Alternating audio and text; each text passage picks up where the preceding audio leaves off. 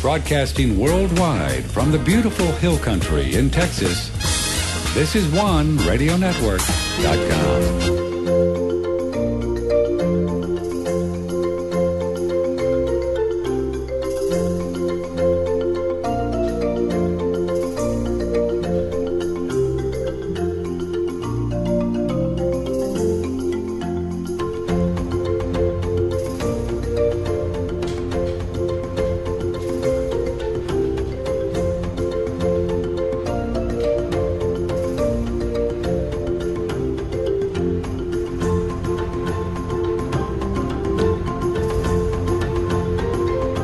I'm here. I'm just trying to get my life together, which could take a while, so we may have to postpone the show a couple of weeks.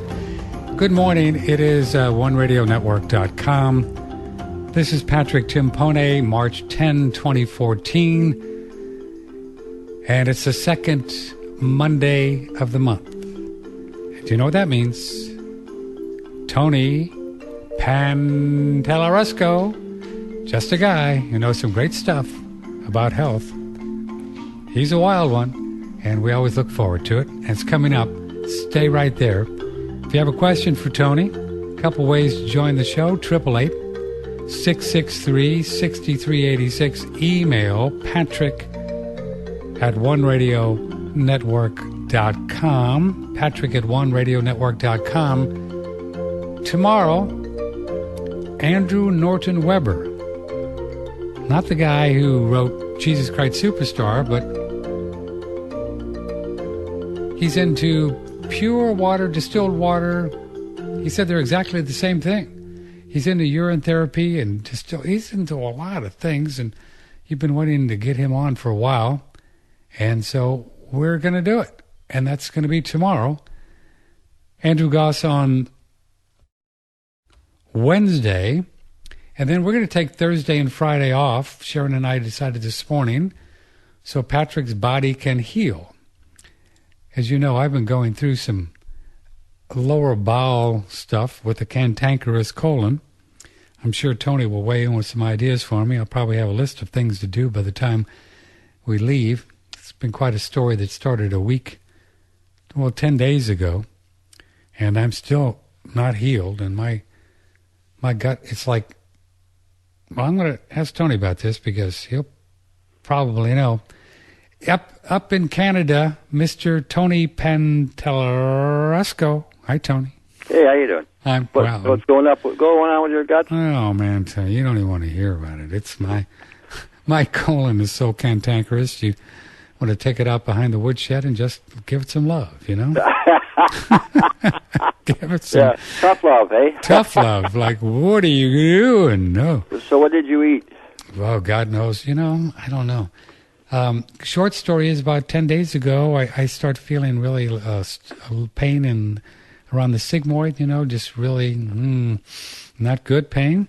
Okay. And I had felt this pain before several times a year over the last 10 years, and I always attribute it, Tony, to like an irritable bowel thing, where it's stress, right? And it would just kind of tighten up maybe, and then it would go away in a few days. So I didn't do anything over the weekend, and it's just not good. It's very crampy and very, very painful. Okay, do you eat a lot of nuts and seeds, peanut butter? Now, don't do peanut butter. Do very, very few nuts. Sometimes some soaked almonds, but okay. I do that, pretty regularly. Okay, just sometimes people eat something called too much nuts, huh? Yeah, and what that can do, it can give you it can dry out the colon because of the way it absorbs moisture. So if you ate something that could have been again, something that would take a lot of moisture out of the colon, right, that would cause some grief, and as a result, as it passes through, it's again pulling more and more moisture out, and causes a lot of cramping and, again, tightening of the colon. So a lot of times, so people just flush their system with just teas and water. Something that will clear it up, and within 2 or 3 days. So, because again, some things that you're eating, I may say you're eating even something more. This may be raw. That may need to be actually heated to break down the fiber material. Gets inside, and again, it starts doing the same thing. It starts to draw and extract, and then you wind up with an issue. Yeah. Well, let me continue the story. So then on Tuesday, it's not getting better, right? And I'm feeling not good. So I go see Dr. Massey, and he does, Tony, a live blood analysis thing. Yeah. Put it on the screen, and he said, "Whoa, you got you got lots of infection going on in your body, and you also got lots of candida down in the colon and E. coli." So I go, "Oh, that's great." So but E. coli you have in the colon anyway. That's natural. Yeah, right. But he said it was like an overabundance of this little guy. Okay, then get STS going. So let me tell you just what I did. So then I just do oregano oil and olive leaf extract and some antimicrobials and garlic, those kind of things, huh? And boy, then at about 8 hours after I started doing that, boy, all hell broke loose, right? And it just, the body washed it out. So, that was really nice. I felt a lot better. And so after a few days of that, I think we whipped the E. coli. I think it fall down, go boom, the excess, whatever it is. But you're right, it's in there anyway, isn't it? Well, okay, you can use the sodium thiosulfate. That's very effective at flushing things out, and it will kill, if you've got any kind of yeast or whatever, it'll take that out too. The turpentine will do that as well. You can, instead of doing it with honey, do it with oil. Just do it with like coconut oil or olive oil? Olive oil, sesame seed oil. Sesame seed oil unroasted is actually very good because sesame seed oil has something in it called sesamin, which actually helps support the liver. So while you're doing this flush, you got the protection of the liver. Again, do the same way you did before with the ascorbic acid and the STS. And you should have that knocked out very quickly. And again, reload either with with cottage cheese or glutamine. Yeah, I'm taking glutamine right now. Okay, because that'll help repair that. Gelatin would be a good thing to use because, again, for the repairing. I'm taking that too. MSM will help repair the colon. Right. Colostrum will help repair the colon. Yeah. So you got all these things that can repair whatever damage has been gone on and just maintain good hydration, basically, because, again, that's key to it. Mm-hmm. Again, once the stuff starts stripping, you're going to have to rehydrate the colon. If you took something... If I had some extra, maybe some E. coli possibly through meat or vegetables? It could be anything. Yeah. It could have been anything. I mean, you could have had another seed that might have had it in it. You could have had a vegetable that you bought, Didn't wash it well. Or, you didn't think would be, you assumed it would be clean. I wash everything in trisodium phosphate. I usually wash everything with that. Do you? Oh, yeah. It usually does a pretty thorough job as far as cleaning stuff out. Okay, let's stop there for a second because I got some because I did that bath that you talked about. Yeah. And that's, what do you do? Put it in a sink, and what would be the proportions, Tony? Just basically one, probably about 2 or 3 tablespoons in a sink. Okay. And fill it up with water so it's dissolved. Mm-hmm. Throw your vegetables in there, let it sit there for 20, 30 minutes. Wow. Sit out, and you're good to go. You'll take out between 80 and 90% of whatever's there, and that little bit that may remain, maybe it's caught inside the fiber, your body will be more than able to handle it. So again, I mean, when I'm making mini juice extract or I'm extracting, for instance, watercress, parsley, and dandelion, I wash that stuff, let it sit there for like a good half hour, and then I'll pull it out and proceed to extract it. And I've never had a problem. Trisodium phosphate. Now, don't get that confused, folks, with the sodium thiosulfate, as some of you have. It's what is trisodium phosphate, and what is it used for? Basically, what they normally use is for washing wallpaper and taking wallpaper off, but it's actually very good as far as even healing teeth. Teeth? Yep, healing teeth. You can make a oral wash with it by adding baking soda with the trisodium phosphate and rinsing your mouth off with that. I've got some cavities that I've had started. Now they're reverting back to normal. Yeah. I think we had again with the toothpaste issue by putting calcium in there. I think that was the wrong element that they put in there because that's just too abrasive for the teeth. But phosphorus actually is what the teeth need. High concentration of phosphorus is there. Yes. So if you're rinsing your mouth with salt, which is something your mouth can use as well, or sodium, and phosphorus, you might find a regression or a digression of cavities. They may go back to normal. Now you're feeding the teeth what it needs, And salt is an antifungal and antibacterial, so is the phosphorus. So it's a win-win all the way around. Mm-hmm. You don't even have to brush your teeth. You can just rinse with it, and really do a 5-minute rinse off. Do it like you would do oil pulling. Push it in and out through the teeth, and you may find all of a sudden even the loose teeth will become firm. So you're using the trisodium phosphate as a mouthwash? With baking soda, yep. Oh, so with baking soda rather than, like I brush my teeth now with baking soda and salt, just switch it for the salt? Yeah, but you got to remember, baking soda is a salt. Right. So you don't really have to use salt. Right. And again, trisodium phosphate is another salt. You also have the phosphorus in it. Again, it seems to be a win-win, something that people can try. Mm-hmm. See if that'll work. It's a very cheap and inexpensive way of keeping oral health. Mm-hmm. Again, a lot of times the cavities are coming not from the mouth itself or from even sugar, but sometimes it's from the contaminants in the food that you're eating in regard to in the gut. A lot of times when people have toothaches, it's usually coming from the gut, not the mouth. And so as soon as you get them on, as soon as you give them garlic, even garlic extract, the one I show on how to make with MSM, you give them that every half hour, and guess what? By the next day, no more toothache usually. And again, abstain from the grains, which is the biggest thing I tell people to do all the time. Stay away from the grains. Yep. You know, it's interesting because Dr. Hal Huggins has taught us over the years that there's a level of phosphorus in the blood, if you would take it, that it needs to be at least 4.0, and if it's not, then that's a pure indication that your body is not cleaning the teeth, you know, from the inside through the tubules. Right. If your phosphorus levels are low, and that's what an indication that you're going to have cavities and tooth decay. Yeah, we just discovered this just by fooling around. We're using even if you got, for instance, people with Morgellons, okay, and they see the amber crystals and the fibers come out, and they squeeze them out of the skin to eliminate them. If you use we found the product on the market, but you can make it yourself very easily, something called concrobium mold control. Okay, you can find any hardware store. Basically, all it is baking soda and TSP. I'll be darned. That's all it is, and you can make it yourself. The ratio is 9 parts baking soda, 1 part TSP, and then just add your water to it and dilute it. Now, if you take that and apply it topically, once you've opened up a lesion or whatever, you'll find by the next day it's almost healed. Like you mean an open sore kind of thing? Well, if you say sometimes the Morgellons comes out and you start seeing the patterns on the skin, starting to form the geometrical patterns or the unusual symmetry in these things, because it's a synthetic biofilm or a polymerized biofilm, which is a synthetic life form that's taking on its own. Well, just by applying it on there, you may find it will break it up even, because the phosphorus seems to stop the progression of the Morgellons from replicating. So just by applying that topically, you may find all of a sudden you have healed it or healed up the area anyway. So it's a very effective way of sort of taking care of something like that.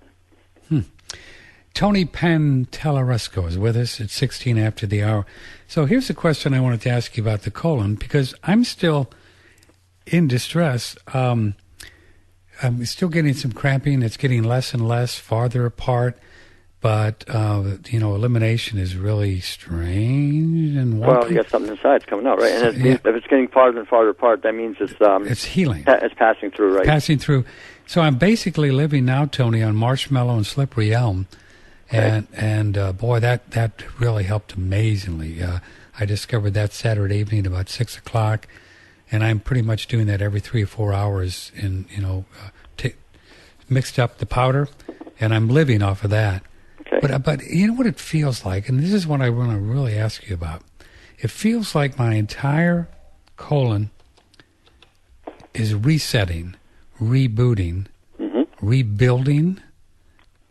Is that possible? Well, yeah. Like I said, you're passing through what's there. So the colon now has to heal. You got to remember, there's muscle, there's everything. Tissue. Yeah. So it's all got to heal, and basically whatever was there might have been entrapped inside.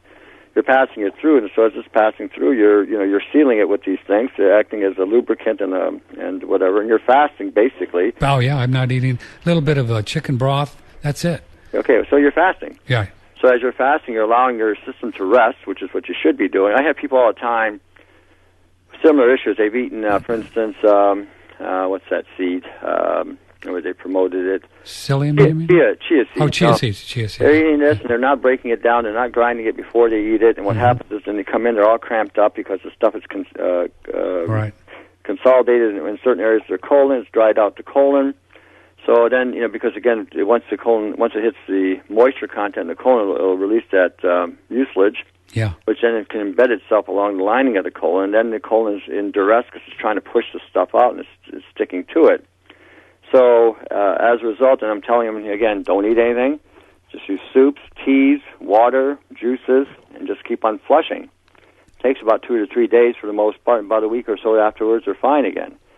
Even people who eat a lot of nuts and seeds, for instance, they eat the tahini, for instance. Yeah. Tahini is just crushed sesame seed. But when it gets inside, it can actually dry up the colon. So you dry it right out. So then what happens is there's no moisture to push things through, and you got a problem. So again, a lot of times the easiest thing to do is to go on a fast, not to eat anything solid, allow the colon to pass whatever's there, and then just keep hydrating the system. And a lot of times that's all you really need to do. It's going to do what it needs to do, isn't it? Yeah, and again, you can do what you're doing too, using the glutamine, the gelatin, stuff like that, to help it again repair the damage that may have occurred as a result of this stuff. Right. But yeah, it may take a week, and again, the E. coli may be as a result that you haven't been able to go to the washroom properly, and it backed up inside of you. That could be another element too. What do you mean? Go to the washroom properly? Well, maybe you don't. I know how to open, put down the lid and everything. What do you mean? Yeah, I know.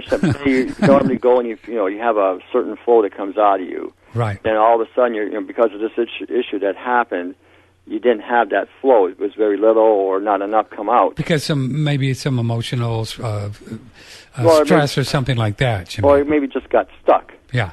Okay, so as a result, you have a backup. Okay, so again, it's not all coming out like it normally would. So you have an overload of E. coli that may occur as a result of the backup.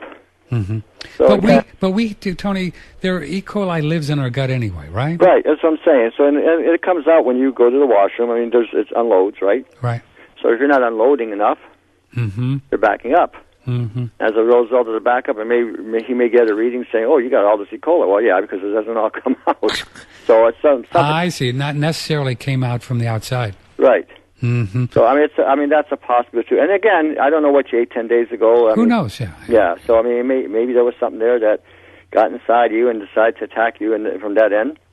And now you're dealing with it. And again, you're flushing it out. And it seems to me that it's all coming. It'll come about. Well, it's coming around. Let me ask you this though. Dr. Massey was suggesting when he looked at the slide that I said, well, where'd all that candida come from? He says, well, they're there cleaning up the job too. That's part of their job. But so now if we do stuff like the pure pine gum spirits, Tony, and it kills candida, so I'm kind of confused there. Well, candida is part of our immune matrix, okay? Right. It is. But if you get an overgrowth, you got too much. Now you got to remember, a lot of foods we're eating today are altering the candida in our body. It is a bacteria.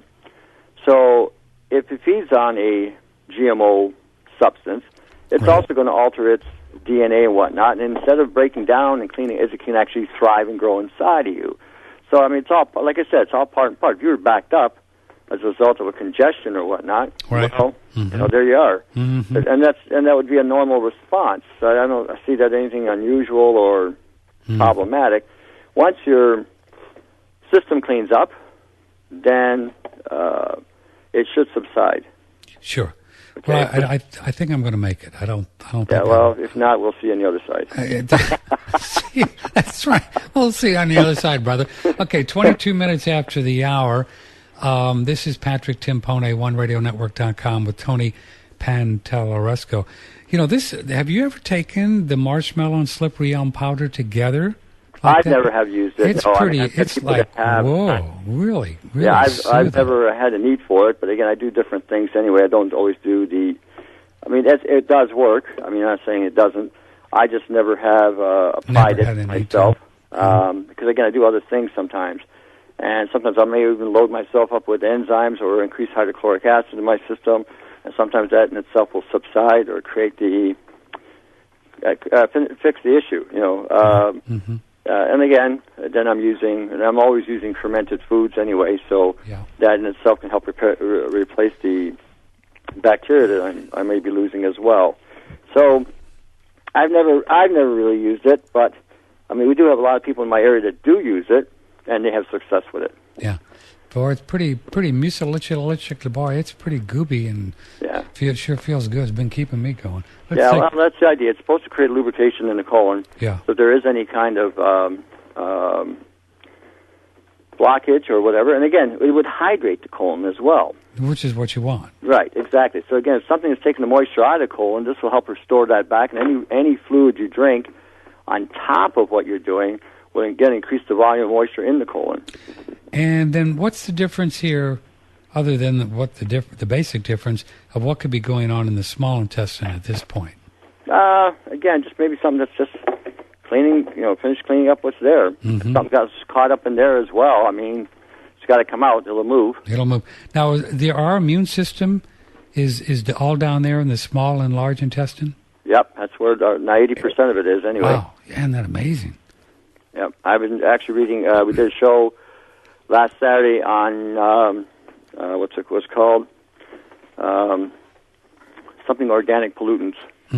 POPs is what they're calling. And what they're finding out now with the organic, the POPs that's in the soil. POPs? What POPs. It's on my show. Give me a second. I'll get the actual. That's okay. Get the actual what it means. Because it's on the March script. Anybody who wants to go there, they can see the research that's done on it.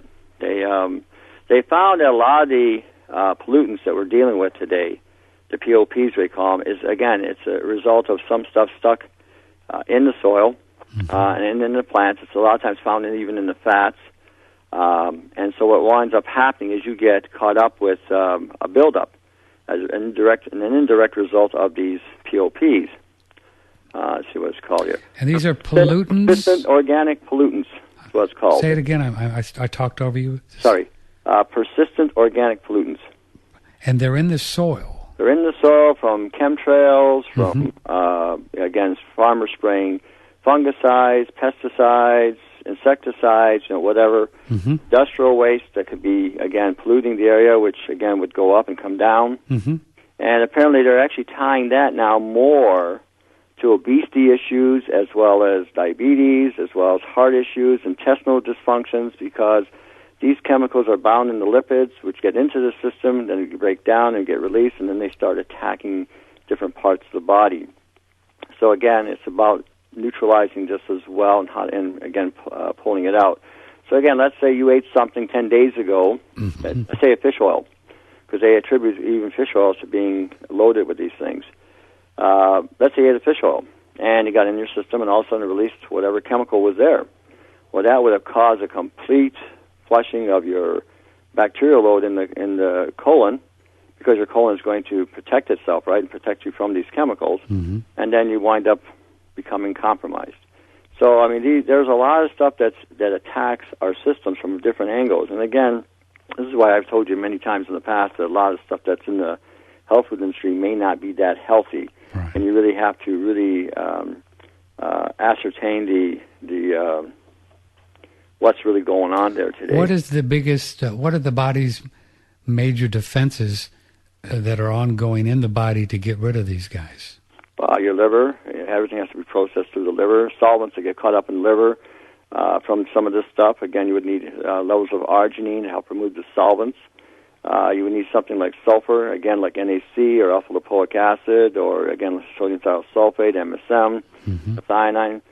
The MSM and the methionine would be the weaker sulfurs. I mean, they do convert to NaC eventually. So you want something high end, again, to protect not only the liver, but the respiratory as well. You got vitamin C, which helps in that regard. This is why there's always an attack on vitamin C, because of the way it works with protecting the liver, producing interferon in the liver, naturally occurring. There's your intestinal tract, which again, any fermented food, any yogurt with fat, any kefir, cottage cheese, ricotta, sour cream, buttermilk, cream. I mean, I'm drinking about 6 or 7 ounces of cream a day. Oh, you are? Yeah. Oh, man, that's just the best thing going. Can you get really good grass-fed raw cream? That's sometimes a challenge. I live in Canada, and so what do you get? What do you I been get drinking? whatever. I get a 35%. Somebody just got me some other stuff the other day that was supposed to be unhomogenized. Mm-hmm. What I do with my cream is I add 4 capsules of BHT to it, which is about a gram. DHT? BHT. What does that do? That's an antioxidant that keeps the fat from oxidizing in the system, and also protects you from viral infections. And I also add about 200 milligrams of CQ10 in there, and I also add my fused olive oil. I've got a rosemary fused in olive oil, bay leaf, and savory and pine. So that goes in there with it. I shake it up, drink it down, and I've got everything in there as far as my fats are concerned, antioxidant profiles.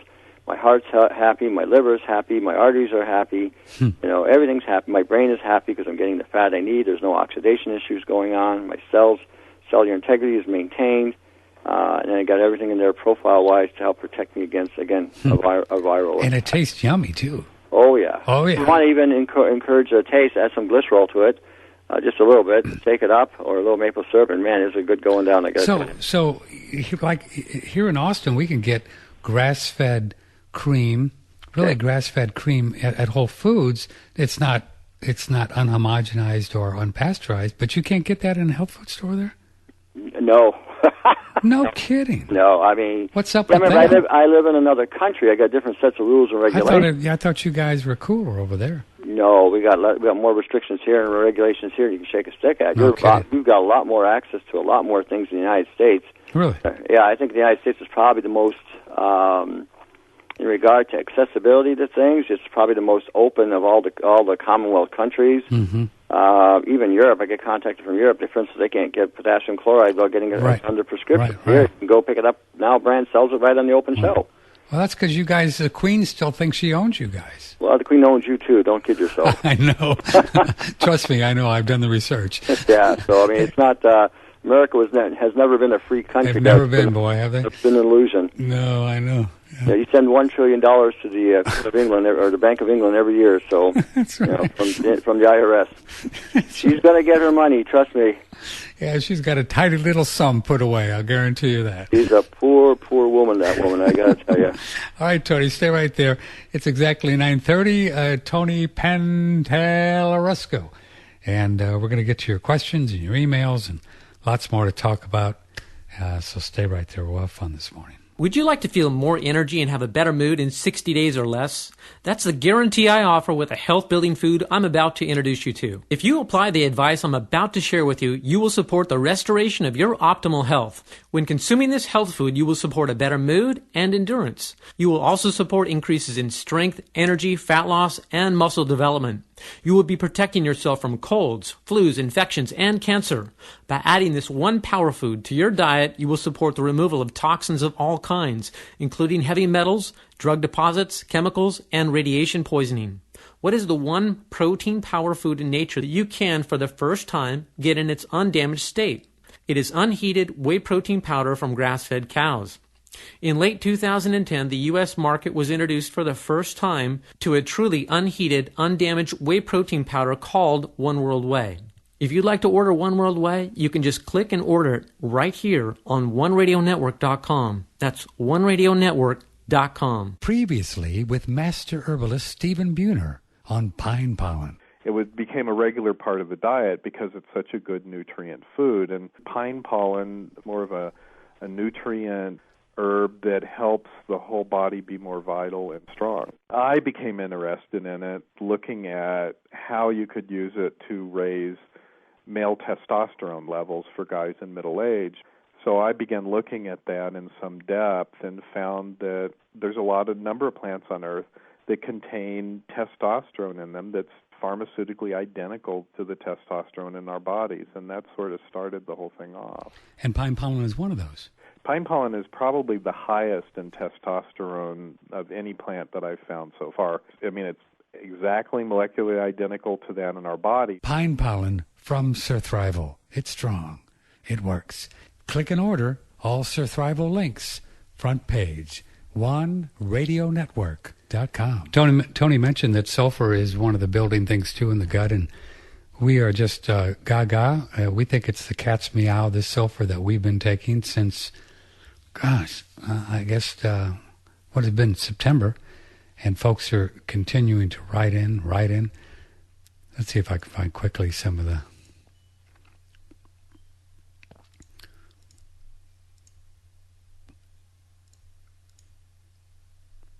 Oh, I'll get some up, but here's one from Mark. I've been taking, that's taking sodium thiosulfate, not the sulfur. Anyway, I'll gather some. Here it is. Here's one. Bernard from Bensonville.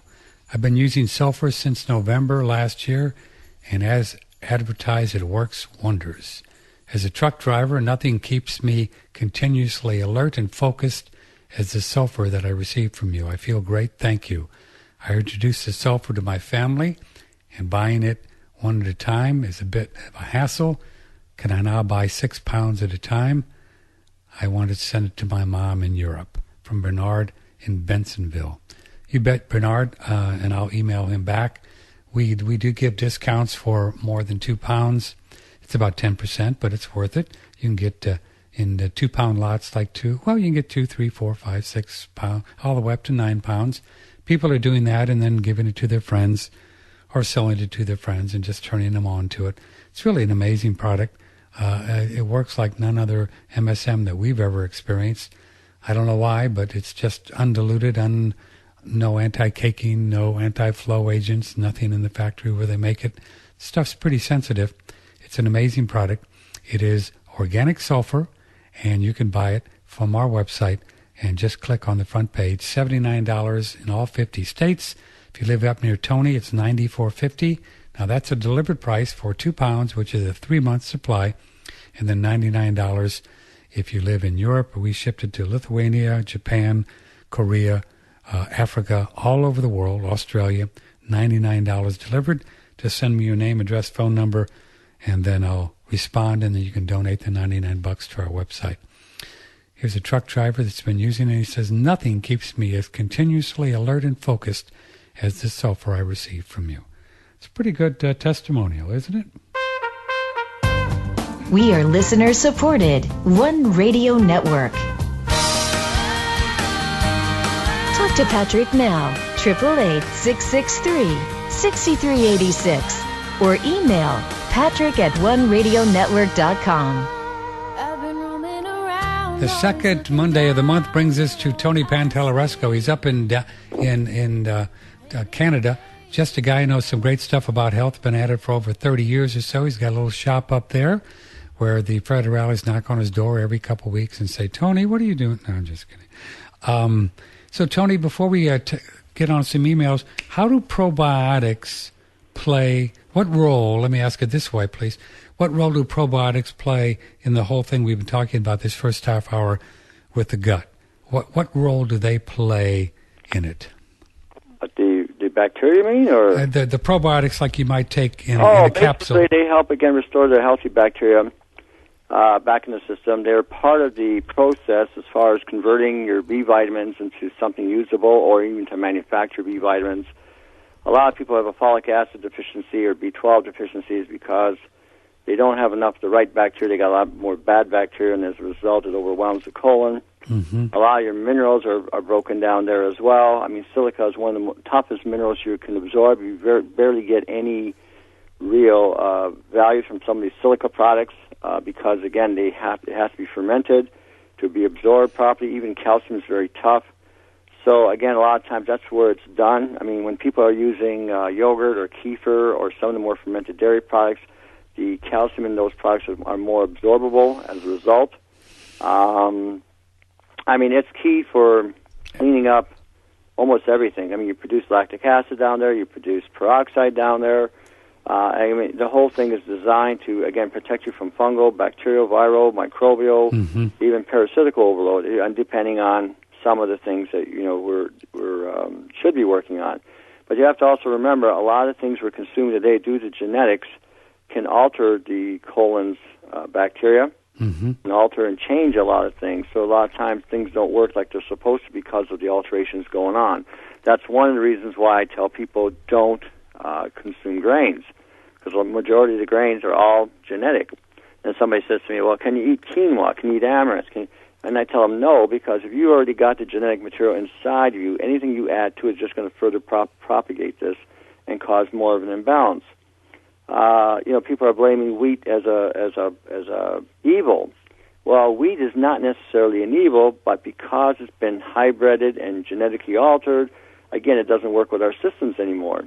And generally speaking, a lot of times what's going on, primarily, is that the genetics is the wrong thing, and you can't break it down. Gluten is not the issue that with wheat. Everyone keeps saying it's more the hybridization and the modification of it. Yeah, and then also you got an overload of glutamate in there, which causes neural damage in the brain, and high levels of protein that the body can't utilize properly. So you got things going on that are completely imbalanced in this protein. I was looking at gluten last night. Some of the older studies done on gluten, it was actually a good source of protein at one time. Mm-hmm. But again, because of the imbalances that are going on and because of the disruption of the genetics in these foods, it doesn't work like it used to. Any irradiation they're doing to the fruits and vegetables, as a result, again, causes a disruption in the digestive process. You can't break it down. The fibers are not... they're just not alive anymore. They're not only not alive, you don't have the enzymes, but they're bound together. So again, as a result of this irradiation that they put into it, it's just not doable. And the stuff is dead. It's just dead. So again, your system has to flush out this death. Years ago, we were talking about microwaves and how microwave ovens or microwave towers? Any microwave as far as cooking your food in. Right. And what it did is it changed the whole molecular structure of the food and turned everything into a rock. So when it got into your stomach, instead of causing a digestive response, it caused an immune response. So now you have to move this mass of whatever through the system, and again, you could not digest the stuff properly. So as a result, you're eating something, you're nuking it, thinking you're getting something out of it, and what you wind up getting is nothing, and your body now is using its resources and its vitality to pull the stuff out, so you drain the system over a period of time. Then you can't figure out why. After a couple of years, you're feeling weak, or you're not there anymore, your brain's not functioning anymore, you can't remember nothing, you can't think the thoughts, your thoughts come and go, you're in a lot of pain, a lot of aches and pains, you don't feel the strength you once had, you look like you're withering from the inside out, and that's one of the reasons why. Oh, boy. 20 minutes before the hour. Got to tell you, do you know Dietrich Klinghardt, Tony? No. You know of him? No. Oh, he's from Germany, probably one of the more well-respected MDs, PhDs out there in the world of natural health. Really cool guy up in upper Northwest, Dietrich Klinghardt. Okay. Well, he's... you should probably maybe listen to the last show we had with him, but he's right on your side when it comes to this chemtrail thing. This stuff is well, he says he's more concerned about the metals in the gut and the metals in the colon, the metals in the body than he is even with the parasites. Yeah, he's right. He wants to get those guys out first, and then because some of the parasites actually eat the metals. Well, yeah, exactly. The polymers that are in this stuff doesn't break down; it oxidizes, and as it oxidizes, it changes its chemical matrix. So it changes to become something else, and then you got the biofilm on top of that, which this stuff carries. And you got to remember, there's 4 different types of radioactive material in these chemtrails. So a lot of times this whole thing about Fukushima is a lot of baloney. So yeah, when you have to get this stuff out, you have to break it down, you have to get it out of the system. And again, even some of the stuff I'm reading, even with silver, if you're going to be using silver, it's got to be over 70 parts per million, and it shouldn't be anything nano, because it will get caught in the cells. It doesn't come out that easy. It should be in a more micro level rather than the nano level. And again, everyone's got their theory on that, because it's not small enough to do anything. A micro level is a millionth of an inch.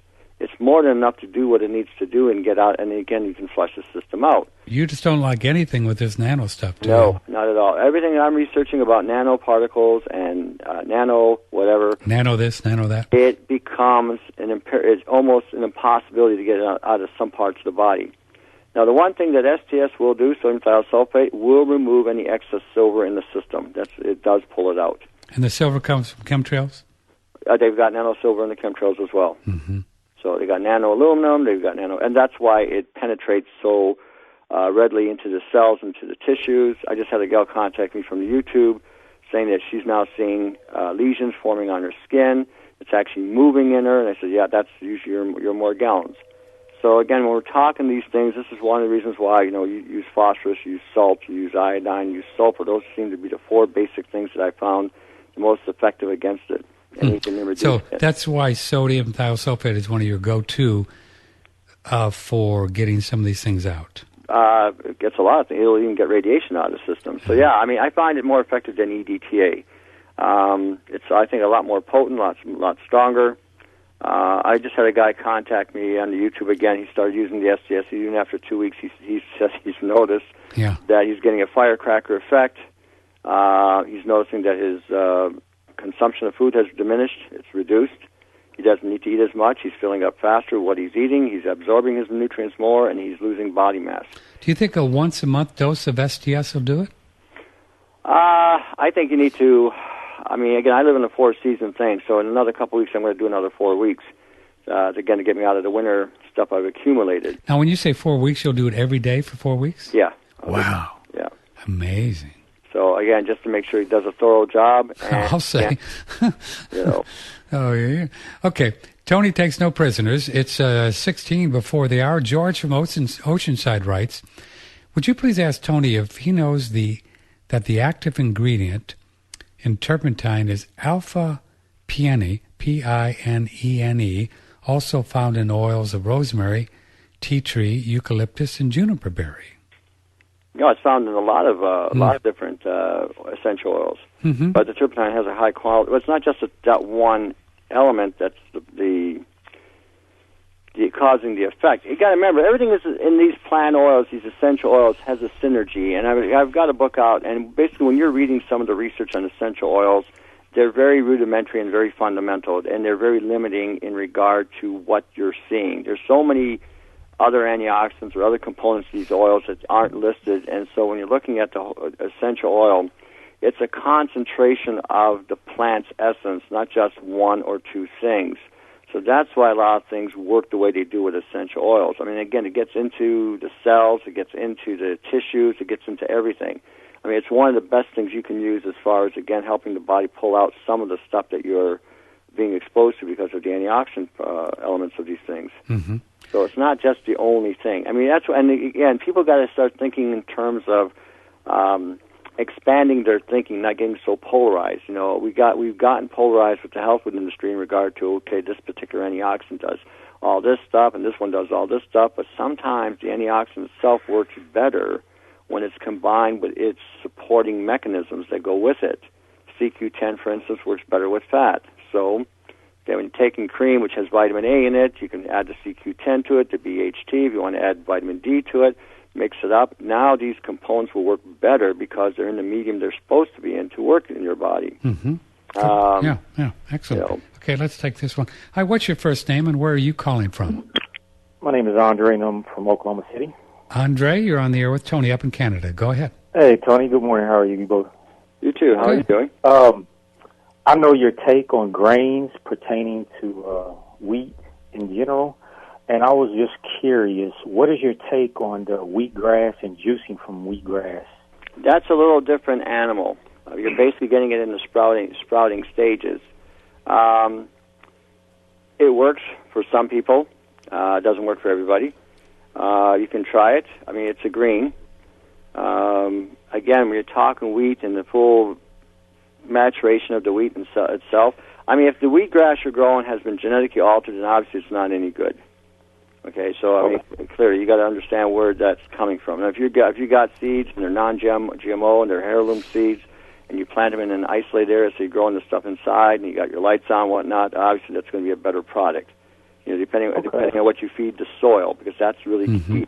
Mm-hmm. Don't feed the soil what it needs nutrient-wise. You're not going to get the benefit of it either. But I mean, use it if you know the source is clean. Okay, great. Yeah, I was just curious on the safety factor dealing with just grains in general, and I didn't know if it could cause the same effect as eating the grain in a cooked form. All depends on the source. Yeah. All depends on the source where you're getting it from. Bottom line. You know, if you're getting it from an aquaponic or hydroponic source, or you're growing it inside yourself, it should be clean, should be safe. I mean, if they're using an heirloom seed. But again, if they're using a seed that's GMO'd, well, you're going to get those traits in there as well. There's no way you can escape that. Okay, and one more thing. On one of your videos, you had talked about making I guess it was more like a natural fertilizer using a kefir. Yeah. Or fermented kefir. Mm-hmm. Okay, I grow like these humongous kombucha scobies. I mean, I think I got a grade. It's just like they're crazy, and I'm running out of room. So I was curious, could you use the same, take those scobies and even kombucha and apply that the same way as you did with the kefir bacteria? Let me know. Let me know. Give it a go. Okay. I mean, this is what these videos were about, to expand your horizons. Give it a go. You know, I mean, I've never done it, so I can't comment on it, okay? But since you're an expert on this, because you're growing this stuff and you're developing this stuff, well, give it a go. I mean, what's the worst can happen? Yeah, okay. Yeah, I mean, give it a go. That's the idea behind these videos, you know. I don't want to be centralized as a guru here. I mean, I'm giving you the window, if you will, to see things. But I'm expecting you to expand on that and make these things better and then share what you've learned and discovered. You know, I mean, I don't have all the answers. I'm just showing you some stuff I've discovered. I don't play with kombucha. You do. So give it a go. I mean, and then observe, and then, you know, follow up on your observations. Will do. Okay? Thanks, and you guys keep up the good work. Thank you very much. Here's an email, Tony, for you from Christiana in New Jersey. She says, Tony, I need to lose about 20 pounds. Can you suggest how to do it, how to suppress my appetite? I'm 57 years old. Take a big knife, cut off the waist, and you've lost the 20 pounds. Not a problem. Not a problem. It might bleed a little bit, but... Yeah, that's right. Okay, when it comes to weight, I always tell people it's not weight you want to lose. It's body mass. That's what you want to lose. And body mass and weight are two different things. When you get, say, a 175-pound person... Excuse me, Tony, 1 second. Yeah. Can you just continue, and I need to go to the restroom, so I won't be here for a minute, okay? Go for it. You're on. Continue? Okay. When you're looking at body mass, and you're reducing body mass, it's the inches you want to lose. It's not the weight. Weight is contingent to muscle mass as well. So if you're in a V-shaped form, and you say you weigh 175 pounds, and you're also a person that weighs 175 pounds, but you're round, then it's just a matter of mass index and where you're carrying it. So the number one thing you've got to reduce or eliminate in your diet is grains. I say that all the time to most people. Get off the grains, bread, cereals, pastas, whatever, rice. And usually within 10 days, a lot of people lose anywhere from 1 to 2 inches off the body mass, and sometimes they lose up to as much as 15 pounds is one person. So, again, the diet's a big thing. Maintaining protein, fat in your diet will help. If you need assistance as far as having a thermogenic effect, you can take an ephedrine caffeine combination if you can find it where you are, or you can take a cider vinegar combination with kelp, B6, and lecithin. This too can help. So, but again, 90% of this is the grain-orientated foods that you're eating, again, because of the genetics and how they affect your system. And again, I just tell you, leave them alone. You know, that's the best thing I can tell you. You can also email me if you need, and I can send you a protocol. You were supposed to keep going. I did. I ran out of words. Well, yeah, but you could talk about anything.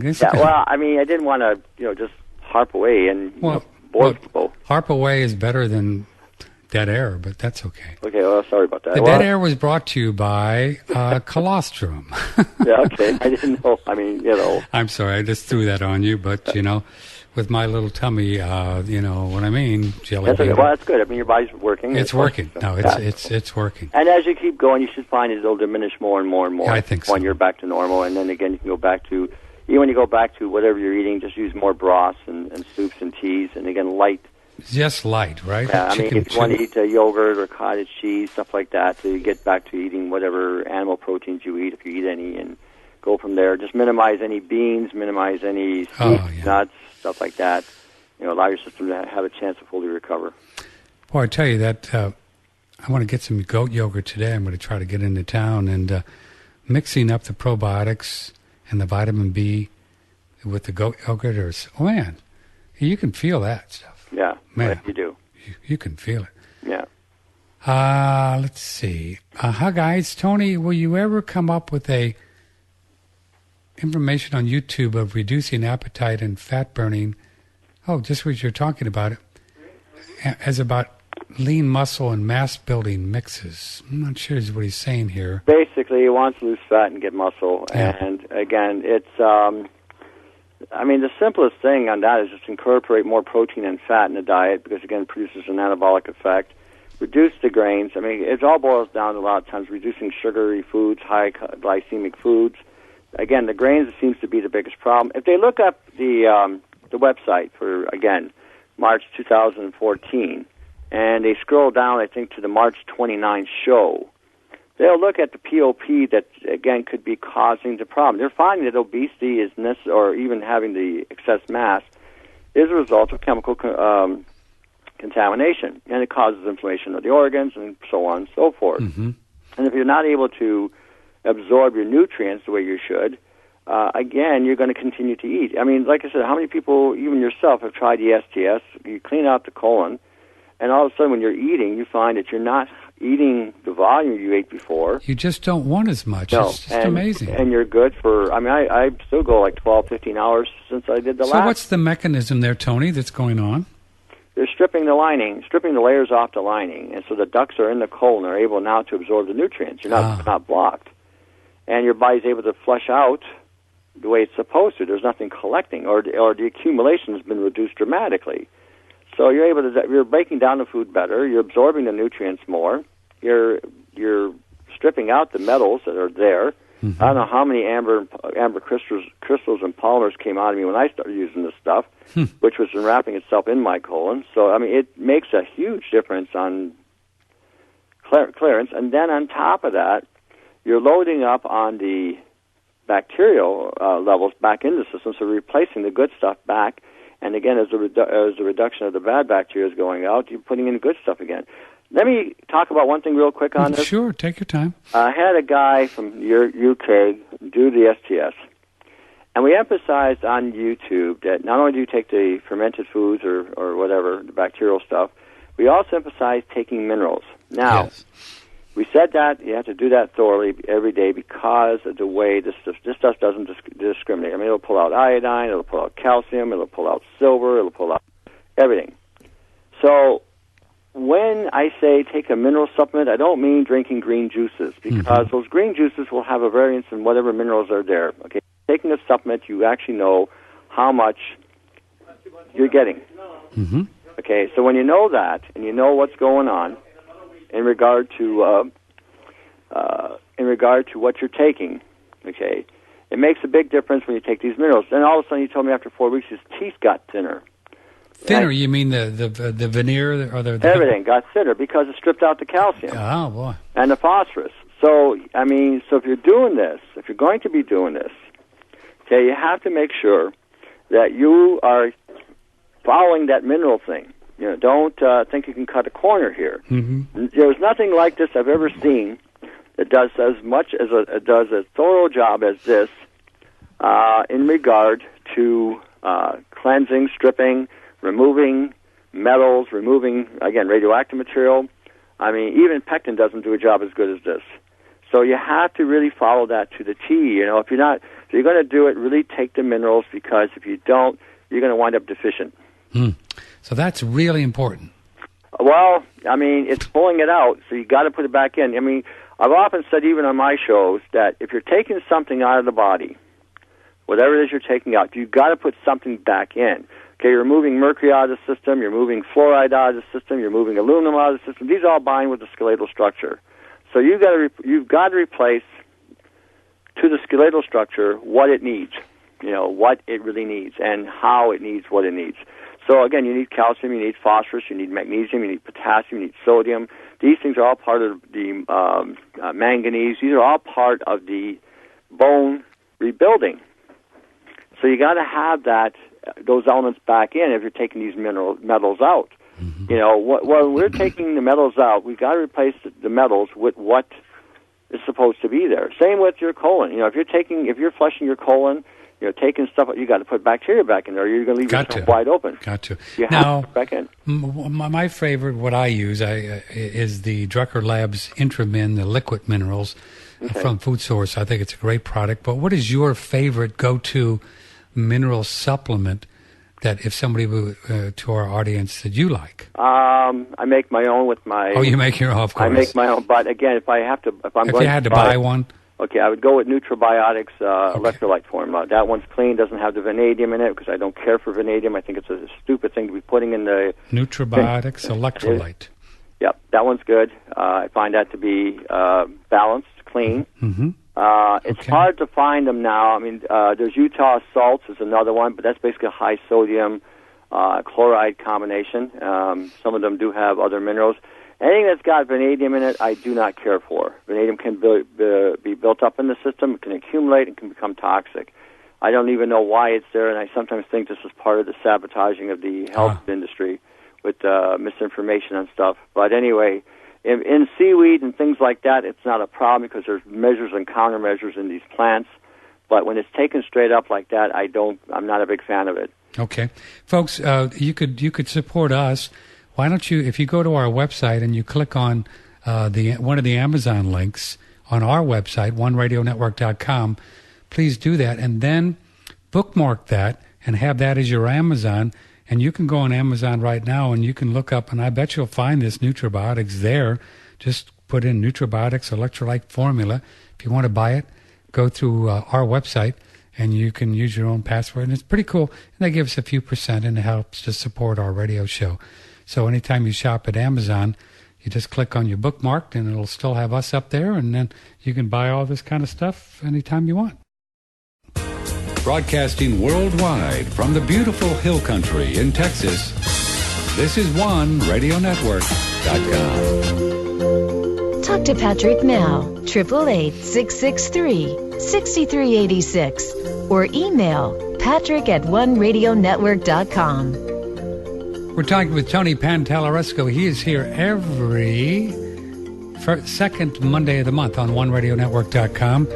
Please, as always, pass these links to everyone that you care about. Like us on Facebook and all that stuff, and pass them around. Put the links up on chat rooms if they let you, and let people learn about these things. Tony's an interesting man. He's up in Canada. He's been doing it for a very, very long time. You can check out all of his... Let's go ahead and give all of your contact stuff now here at the top of this second hour, Tony. The YouTube channel is... www.youtube.com, and all you've got to do is type in the search section, Herbs plus Beadworks. Herbs plus Beadworks, right? And again, there's about 128 videos on there now.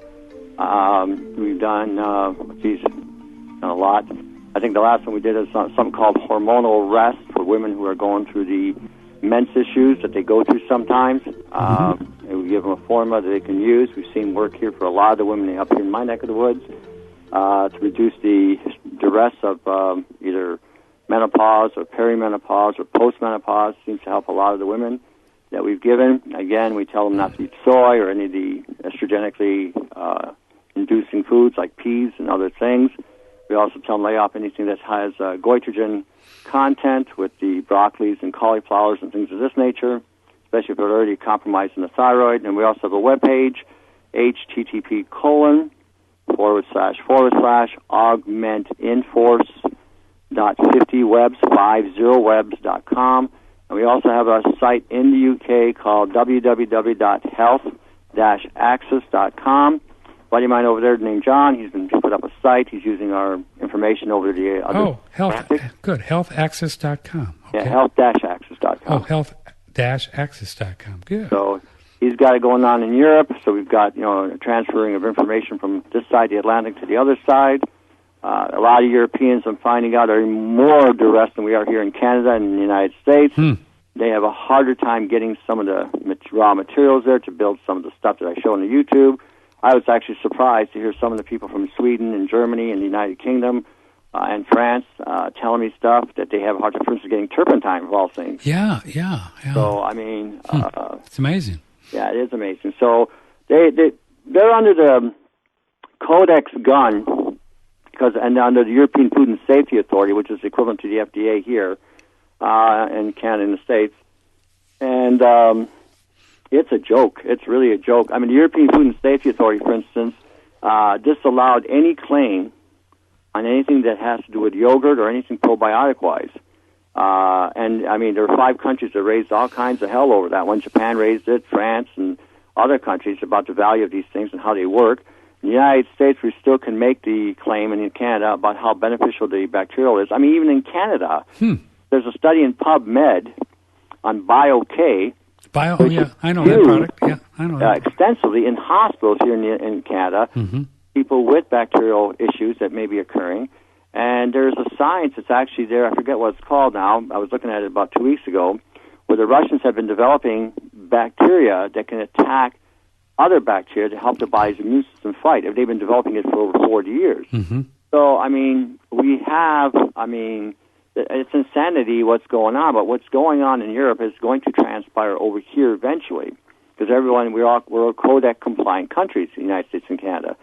So when we're looking at what's going on there, that will eventually trickle down here. And so a lot of the supplements that you're going to are buying now just won't be available. Maybe not be available. Starting doing that. Yeah. They may start reducing the levels. The potency, the levels. Like, for instance, 1,000 milligrams of vitamin C, you may not see that anymore. You may only see maybe whatever the RDA levels may be, or whatever the European Food and Safety Authority levels may be. For instance, they just passed legislation in Europe that B1, B5, and there was another B vitamin, B3. The levels that they're saying to use is 40 milligrams of B5, 1.3 milligrams of B3, and 1.1 milligram of B1. That is a joke. That is a total joke. We nowhere do we have anywhere in the United States or Europe growing anything that has the high value of these B vitamins like we used to have. So you have to supplement at least 100 to 500 milligrams of almost any of these B3s that we're talking about, or B vitamins we're talking about. So I found that to be, again, another undermining of Europe. And again, that will eventually come here. Now, we know that B1 at 100 milligrams with MSM can impact it to about a factor of 13 or any sulfur you add to it. And B1 pulls lead out of the brain. And that's one of the things that it does. It also stops the glycation effect of cells and of sugar and protein. So it can keep you younger long. Same with B3. Niacinamide is another anti-aging vitamin, B3, which again flushes out toxins and increases NADH and all kinds of things in the body. So coenzyme 1. So we know these things have their potency. And B5, how many people do you hear calling you saying that they're fatigued all the time, tired all the time, I got no energy? Yeah, lots. B5 is an adrenal support. It gives you your energy. So again, this is what's going on in Europe. And it's a joke. So, I mean, I would tell people now, just go to any place you can buy these things in bulk and start stockpiling, because you never know when that legislation may pop in here. Have you found, Tony, a good, clean, full spectrum B complex that does the trick for you if people wanted to buy one? I usually go with Solar-A. They got a pretty good. What's the name of it? Solar-A. Solar-A. Okay. They all have magnesium stearate. Yeah. I'm not convinced. Seriously, I'm not convinced the magnesium stearate is the real issue or the underlying issue with these vitamins. I've been using these things for 30-some-odd years, and I've never had an issue with magnesium stearate in these vitamins. But I think what the problem is, more so now, and I'm convinced of it, is because people are so overloaded in the colon with these genetic material, with the grains they've been consuming and the soy they've been consuming, it's put a plaster inside of them. Whenever they take something like this, it has a reaction. I'm not convinced anymore either that people have a dairy problem either. Casein is not a bad protein, but when someone says to me they've got a casein issue, I've given people unpasteurized milk that was supposed to have this problem. They had no problem with it whatsoever. And I'm talking unpasteurized, right from the cow's, nipple into the jar kind of thing, and you drink it. Now, the pasteurized stuff, I would concur that stuff is that's not even fit for pigs, much less humans.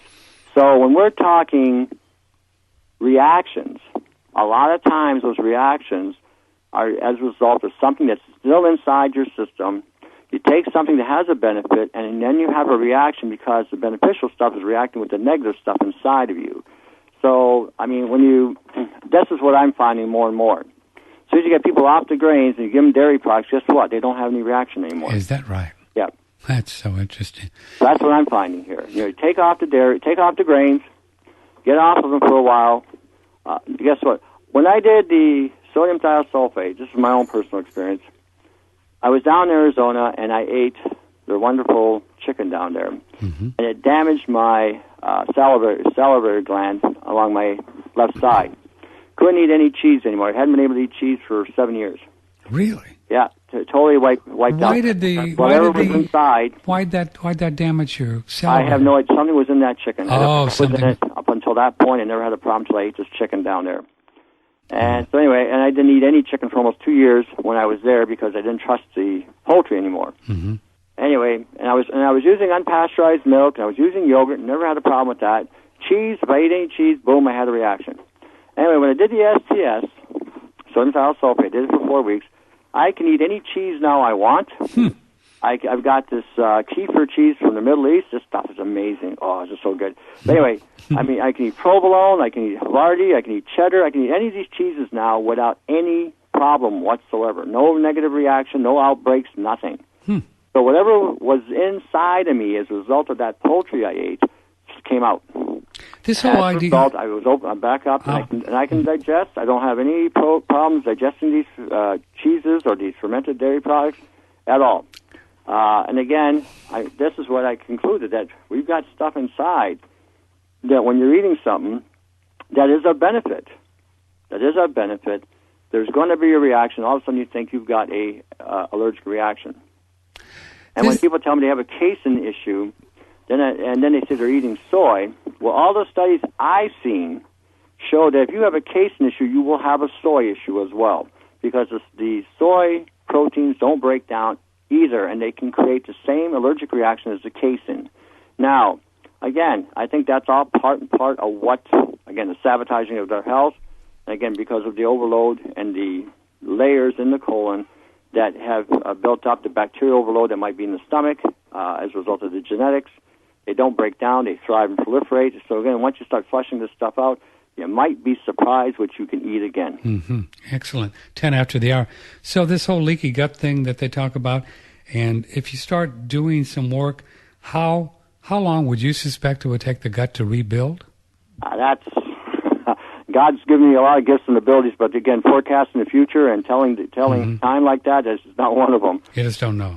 I mean, it takes what it takes. I mean, unless you know the extent of the damage you have going on, I mean, you really don't know. And again, it's all going to be contingent to what you're eliminating and what you're putting back in, how you're assimilating it. I mean, they found that yogurt, certain strains of yogurt, can actually regrow a colon.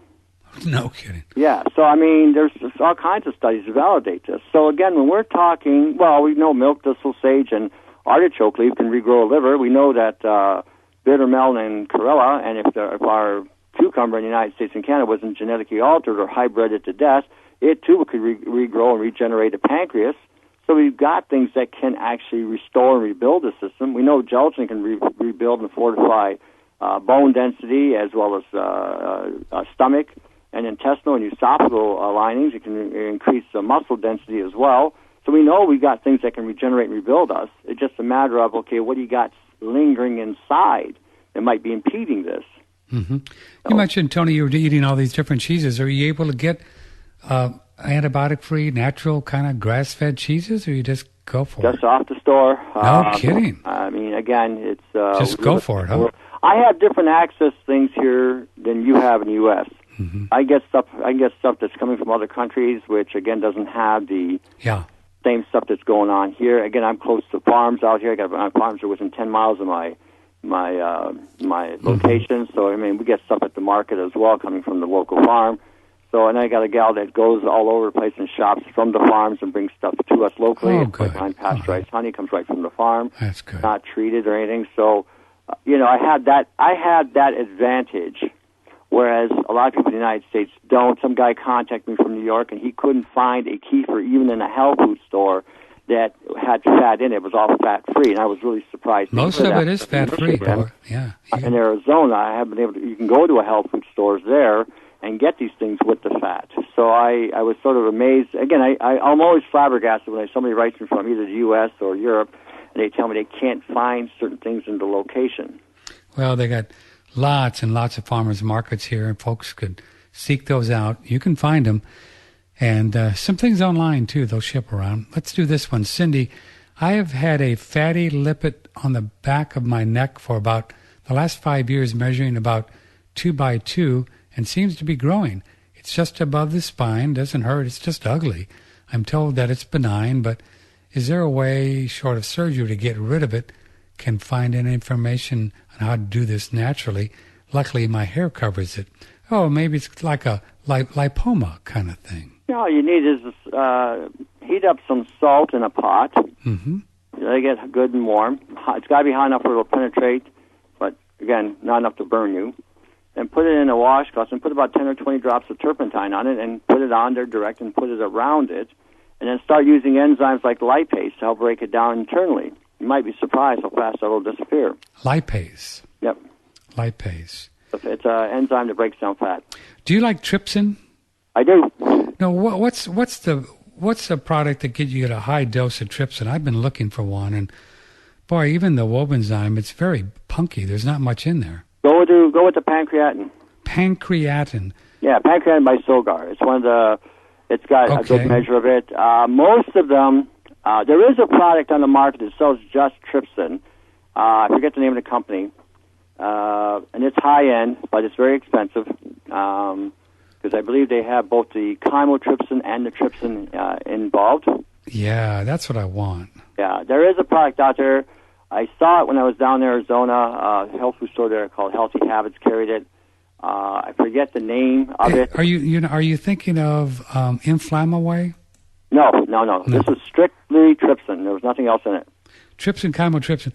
I'm going to email you, and boy, if you come across that or remember that, I'd sure like to find. I can't find one. Just okay. You can contact the Healthy Habits over in Arizona. Okay. Good store. It's one of the most diverse health food stores I've ever seen. Healthy Habits. What city? Phoenix. Phoenix. Okay. Located. Let me think here. That's okay. I can just Google them. I'm sure they got a website. Yeah, 7th. I believe it's 7th Avenue, in just north of Camelback. Mm-hmm. Yeah, they carry stuff that Jesus sometimes phenomenal. Now, I haven't been there in a while. I haven't been down to Arizona for a couple of years, so I don't know what they've got anymore there. They may have discontinued it, but they may be able to give you access to where you can get it. Now, what's the difference between the mechanism, benefits and such of trypsin, chymotrypsin, and serrapeptase? The pancreas produces trypsin, so that the trypsin, the protein enzyme, gets into the lower GI, and it helps break down proteins. Serrapeptase also does break down proteins, but it also works with the fibrogen content well. So again, when you're looking at the fibrogen load in the bloodstream, it breaks it down, thins the blood, it regulates the proteins in the blood. I have found that when you combine the two together, it really works for back issues. People who have chronic back pain, when you combine trypsin and serrapeptase, for instance, there's a couple companies, Infozyme, you combine that with the serrapeptase, it's an extremely effective way of, again, dealing with lower back issues. And again, if you can use things like gelatin or unpasteurized milk or colostrum, well, not so much colostrum, but unpasteurized milk, it really has a body-building effect in regard to restoring and replenishing whatever may be diminished there. But I found that really, really worked. I even gave it to a lot of people in the staff when I was down in Arizona. They said usually what you find with it is after 2 weeks, you notice the pain is diminished down to an extremely low level. And then after about 4 weeks, you can actually feel the back itself readjust all by itself. Whatever scar tissue, whatever impediment might be there has been removed, released, and all of a sudden the spine and the lower back, hips seem to adjust. And after about 8 weeks, you may get another adjustment near the center of the back. And then in about 13 weeks, you may actually go through a healing crisis in about 13 weeks, as I did. It adjusted between my shoulders, neck, center of the back, and lower back, all at one time. So you can't breathe for about 12 hours, but after that, you're fine. Yeah, it's just, they're like little Pac-Mans, huh? They just clean up. They do. Well, you got to remember, you have 5,000 enzymes in your body, and they trigger everything. I mean, everything. They convert metals to hormones. They convert some of the minerals into hormones. Minerals into enzymes. You got the fats that are broken down, which also convert to hormones. Mm-hmm. The proteins are broken down and converted to amino acids, and some are converted to glucose. You got the sugars that again get broken down and can convert it to ATP. I mean, they are key. I mean, this is the number one thing I give everybody, especially past 40, are enzymes. Because there's a diminishing of enzyme activity going on in the system, and a lot of the things that are supposed to be triggering do not get triggered, and so as a result, you wind up with a problem. Dr. Nick Gonzalez out of New York, the cancer guy, I don't know if you know about him, but he's been a big fan of these pancreatic enzymes for years with his patients. Are they the same thing, pancreatic enzymes? Pancreatic enzymes will have the trypsin in them. Most of them do. Do they? Yeah, and pancreatic enzymes, a lot of times what they're designed to do is to take the load off the pancreas so that it helps break down a lot of these things and convert the food to where it's supposed to be. I agree. I think I've read some of his stuff, and he's a big fan of trypsin, if I'm not mistaken. Yeah, and again, I agree with him. I mean, like I said, anybody who's got cancers or anything that I deal with, again, I get them on the enzymes as well to help, again, assimilate what they're using and help break up anything that might be going on, killing cancer cells as well. I mean, cancer really is an overblown boogeyman. That's all it is. It's just an overblown boogeyman. It's probably the easiest thing to treat and get rid of.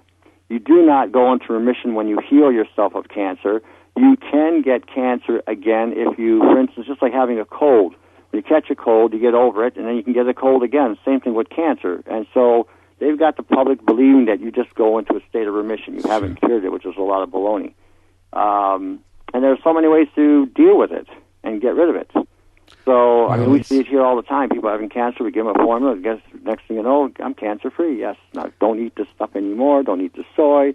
Don't eat, the garbage foods. Make sure you got it as chemically free as possible. Because whatever gave you the cancer in the first place, if you go right back to whatever you're doing, again, you're going to get it again. Well, as you know, Tony, it's a multi, probably near $1 trillion boogeyman that they support. And it's a big one. And they don't like people saying you can get rid of it. Well, you know what? I really don't care what they like. I know you don't, and that's why we like you. Here's an email. I think the problem with everybody is they become so sheep-like. Yeah. And here's an email. This fellow has looked into this place in Georgia we've talked about with the turpentine. I think it's Diamond G Forest Products. It's the real deal. He says they just drill holes in the bottom of the trees, and that's what they do. They cook it, and that's all they do, and that's their turpentine. Yep. And he said they have two kinds. One is fresh, the other is aged. The fresh is clear. The aged is 3 years old. It's kind of rose-colored. It's a hard color to describe, but it's very nice vibration, actually. Not quite, does not quite glow in the dark, but smell and taste to my tongue and nose anyway is nice. Wants to know what you think about the aged turpentine as opposed to the clear. Turpentine has a lot of uses, and I have never tried the age. I've never tried this man's product. Internally, yeah. I mean, from the sounds and all the feedback I'm getting from people who have bought it from him, they're all saying positive things from it. So apparently they know what they're doing, and they probably are more expert. It smells wonderful, Tony. It actually smells like a flower. Yeah. Not like a chemical at all. Our balsam, we get ours from. I get mine from the hardware store, and it smells just like a balsam. I'll be done. There's nothing in it. Yeah. There is when you do the research on it. If you leave it open, if you leave it exposed, it actually absorbs oxygen. Is that good? And when you take it inside, it takes those oxygen molecules inside of your system. And the other thing I've also read is if you have wait a minute, it takes it out. That's soluble antioxidants like vitamin A or vitamin E or whatever's in your oils. It'll actually amplify the antioxidant properties of those oils. So I don't, if as far as I can tell, based on what people have sent me, it seems to be a win-win all the way around. So, I mean, he seems to be, like I say, a legitimate guy. So, I don't think I'd have a problem with either product. But you're thinking, are you leaning towards the age might be a little bit... it might be milder, not more mellower, maybe. degree, and I think that's fine too. I mean, for children and stuff, they may not need something so strong. But again, yeah, I mean, like I said, if it works, use it.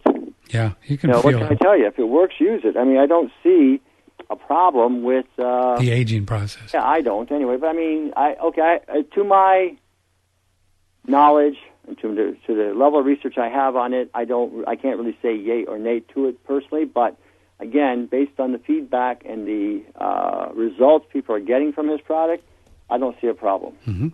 Here's Ted writes, any suggestions for the beginning of Parkinson's? Beginning of Parkinson's, get on Paracetam right away. Paracetam, what is that? Let's spell that for me. Piracetam. What is it? It's a nootropic. Studies have been done on Paracetam saying that it actually stops the progression of Parkinson's. Paracetam? Yeah. It's a plant? It comes from the rye. They extract it from the mold of the rye. Using it in Europe for over 80, 90 years, treating people from Alzheimer's to Parkinson's issues. I'll be done. The other thing I would be giving him is saturated fat, whether it be through ghee or whatever, and wheat germ oil. Again, I can't emphasize that enough. Or some form of vitamin E coming either from olive oil sources or clean sources. And if you are getting it from olive oil sources, make sure the olive oil is not a counterfeit, because it's the most counterfeit oil going. Boy, it really is. See if you can find something that is said bottled and at the same place where it's grown, if you can, a state. It's tricky business because they'll switch and bait and switch on you in olive oil. Oh yeah, for sure. They even the stuff like you're talking, you got to be careful. Got to be careful. California has been popped. Italy has been popped. I don't know how many times. Australia got popped for counterfeiting. Basically, if you're going to buy an olive oil, you may want to do the research on the company first before you go and buy it. That would be my suggestion. Calamati is a Greek oil, and as far as I know to date, it's still one of the more pure ones out there. But again, do the research, because that could change. You might just go, oh, okay, Calamati's been popped with whatever, and you don't know. So, yeah. I mean, do the research before you buy the oil. That's all I can really suggest in that one. 25 minutes after the hour with Tony Pantalleresco, 888-663-6386. Email patrick@oneradionetwork.com. We're going to talk to Andrew Norton Weber tomorrow. He's founder of AquariusTheWaterBearer.com, talking about pure water, distilled water, and things like that. He's a pretty fascinating fellow. I think it'll be fun. It's 26 after the hour. Susan writes from Boulder Creek, Colorado. She said, I listened to a replay of the Cedar Bear people that was on the show, Carl and Joan Robinson, and they said, Tony, and I'm going to paraphrase, that they thought that these iodines, the Lugols and that, were not that good for the thyroid, because that's the reason they worked, is because they blocked stuff to the thyroid. Do you know what I'm saying? In other words, they're saying it works for radiation, but it actually can be detrimental to the thyroid. Oh, that's a lot of horse hockey. So it's horse hockey from you. Well, yeah. I mean, I can't say the other word because you don't like me swearing, so. Yeah, hockey's good. Thanks. Okay. A lot of horse hockey. Pure. God. All right. What causes iodine to be absorbed and regulated in the thyroid? Selenium. So what's going to happen is the iodine gets absorbed and it's regulated to whatever the thyroid will need. It will not take any more than it's supposed to take. Lugol's is crucial at protecting the intestinal tract, the reproductive system, and the brain. Every cell in your body has that type of iodine in it. So they've got this opinion about Lugol's. They truly don't know anything about it. And it doesn't block anything. I mean, I've been giving this stuff out for almost 8 years, and I've never heard anybody say that it, and then if anything, they see it has changed the way the thyroid's functioning. I got a woman right now that was on thyroxine. We got her off the thyroxine, and guess what we gave her? Lugol's iodine. The synthetic thyroid support. Yeah, well, it's basically, it's a T3 synthetic. I mean, basically, and that's another pile of rubbish that the medical field has done. T3 T3 is converted from not only just iodine but tyrosine. So they're not really checking an iodine balance, an imbalance in the system. I mean, an iodine test can take up to 24 hours to do it, and this is why they don't do it anymore, because it's so expensive. But that's the most accurate test you can take. So if someone says, well, your T3 and T4 levels are low, then I would say go get some tyrosine and mix it with some iodine and selenium, and do that for about 2 weeks, and then go take the test again and see what they tell you. No kidding. And the T3 and T4 will go up? It should go up, yeah, unless, again, they're eating, goitrogenic foods like broccoli or cauliflower or Brussels sprouts or soy or something of that nature, and kale. They're eating lots and lots of that. That's going to create, again, a false negative. It's just like if I take vitamin C and then go to have a blood sugar test, it's going to show my sugar's off the chart. Mm-hmm. Yeah. So it'll give you a false negative. So, I mean, again, when I hear stuff like that, number one, I shake my head. Well, just shake your head. What kind of tyrosine? Any kind, or is there different kinds? As far as I know, well, there's an acetyltyrosine, which is, again, broken down one step so you can absorb it better. Mm-hmm. Any tyrosine L-tyrosine should work. Make sure it's an L form, not a D. But, yeah, this should work. Mm-hmm. Mm-hmm. But, again, it's in conjunction with the iodine and selenium. Selenium, and, again, sometimes if your parathyroid is affected, then add vitamin D with it. Mm-hmm. Mm-hmm. But, yeah, like I said, when I hear stuff like that, again, I just shake my head. That's all I can say. Yeah, that's all you can do. All right.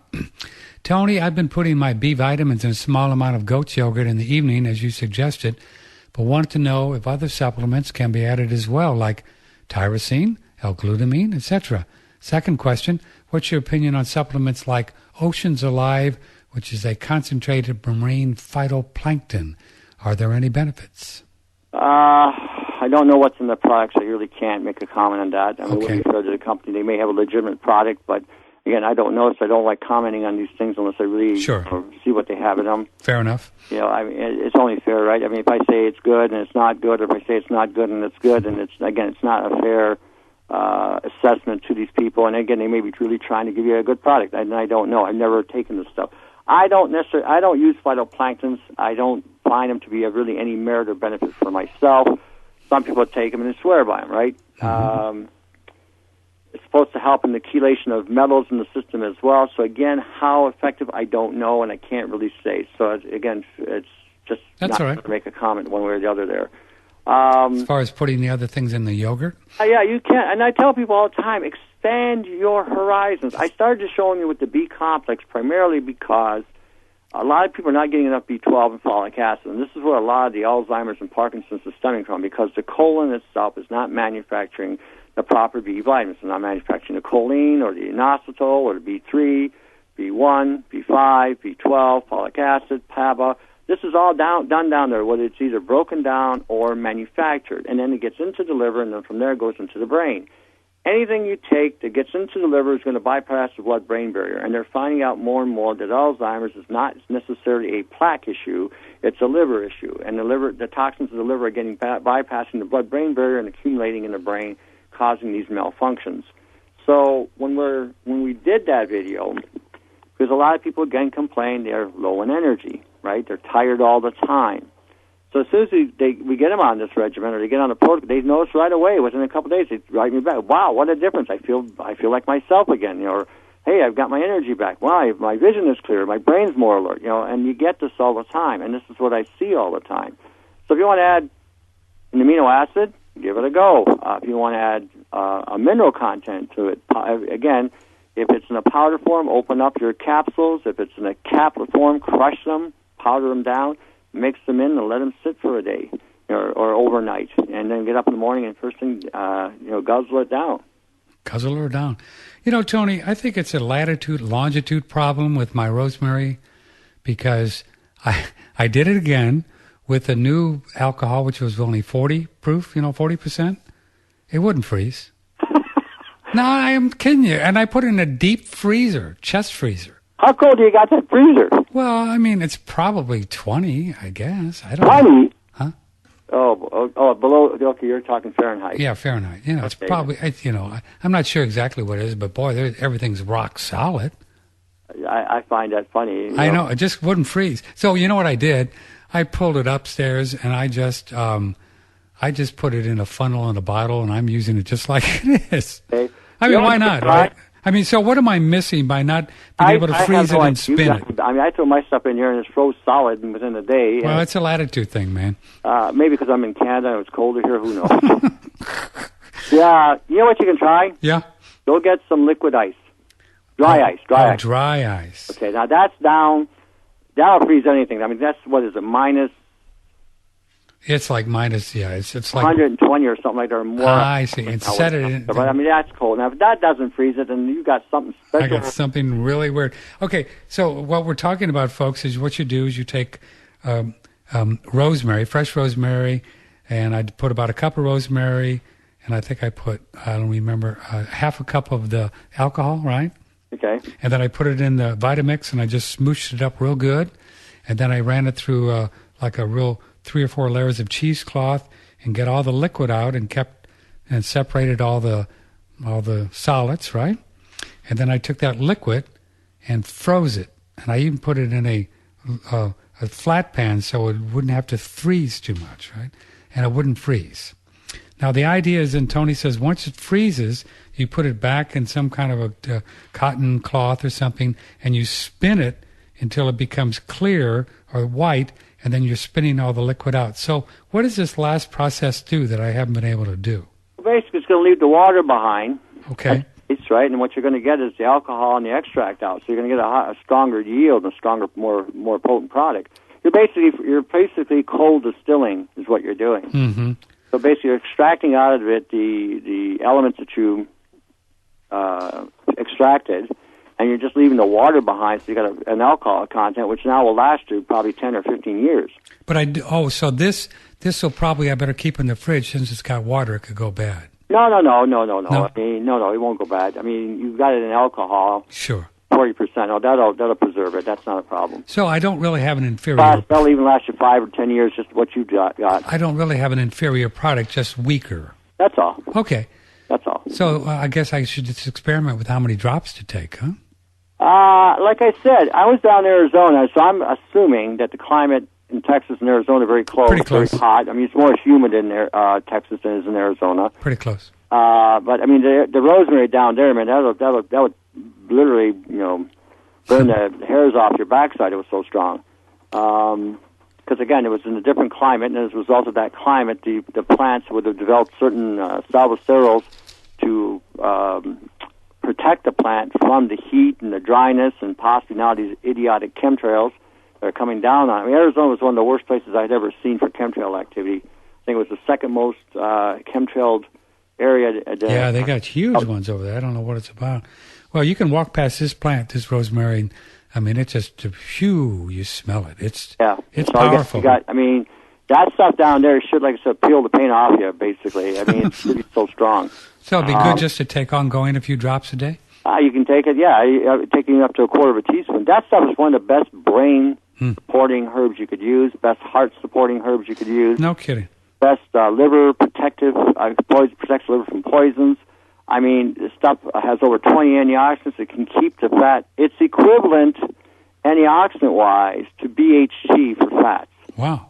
They've used, actually, rosemary to preserve meat. They've left meat on the counter, saturated with the rosemary, and guess what? It didn't go bad. Well, it'd be a good thing to take if you were taking any fish oils, which you don't recommend.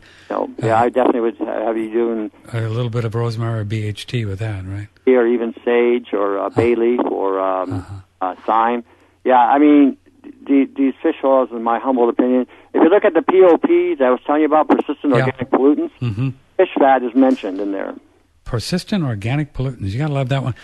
Yeah, boy, when fats get rancid in the body, no matter what, it's just not a good thing. Then you need cholesterol to clean that up, and the cheapest way and the easiest way to get cholesterol is heat up some butter or coconut oil and get it in you. Get it in you. All right, kid, we're going to take a short break before our last segment here, 23 before the hour. Always an honor to have Tony Pantalleresco on our show, and he's in Canada, and I'm right here with you.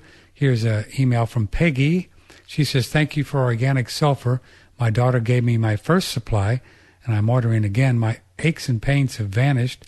I have new hair growth. My skin is tightening. My lungs are clearing. I can't thank you enough for this product. I love it. In caps, I've only been on the products for 2 weeks at 2 teaspoons a day. These are the kind of things we get. You can check on our sulfur page and see some of the long list of testimonials. We don't make these up. These are just real things that come in from real people that spend $79.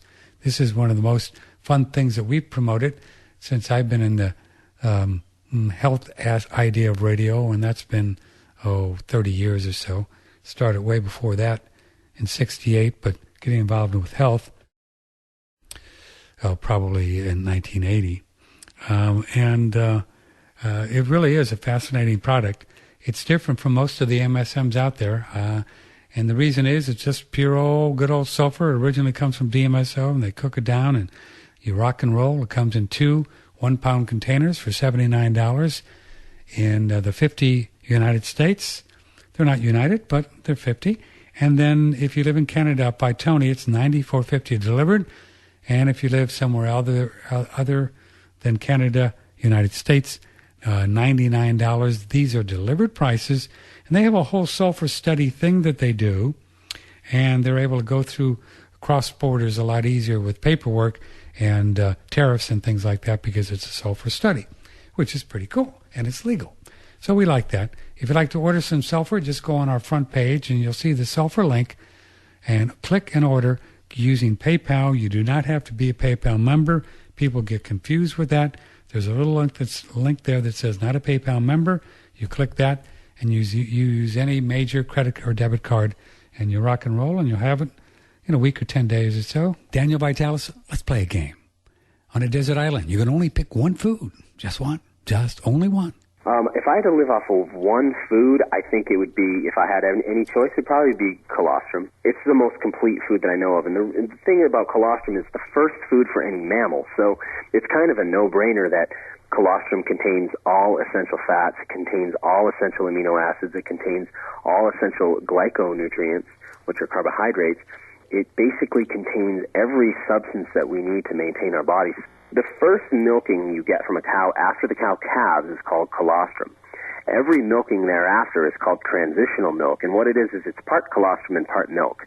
So that's something that can happen in the industry because people will sell you the transitional milk and call it colostrum. We're very careful not to do that. We only use the first milking of the animals. Pure colostrum from Surthrival. They take the moisture out. That's it. To order, click on the picture of colostrum, front page, oneradionetwork.com. We are usgoldcoins.com, and we provide to investors physical gold and silver coins that you would actually take possession of. We find many investors feel there's tremendous comfort in the physical acquisition and ownership of actual American money in the form of gold and silver coins. Certainly in times where the economy is troubling, this is a great venue for people to explore. And to help educate new investors to the market, usgoldcoins.com is offering a free CD called Protecting Your Wealth. Call us today at 1-800-878-2646. We'll be happy to send this CD along that you can listen to at your leisure. Call us anytime for questions on anything having to do with the broad economy or gold and silver coins. usgoldcoins.com, 1-800-878-2646. All right. Everything's pretty quiet. It usually is on a Monday morning. The boys haven't even gotten up yet. Well, they're still in their limos driving down to work, and it's just early. Not quite had enough coffee to get on their computers and start buying and selling things. Gold is at $13.43, pretty good price, $13.43. Silver's at $21.02, about even. Crude oil is down quite a bit this morning. I guess we're not going to go to war or anything for a while. That'll be good. That 101 for crude oil, and the dollar is up a little bit to under $80, 80 points. There you have it from Andy Goss's company, SDL Incorporated.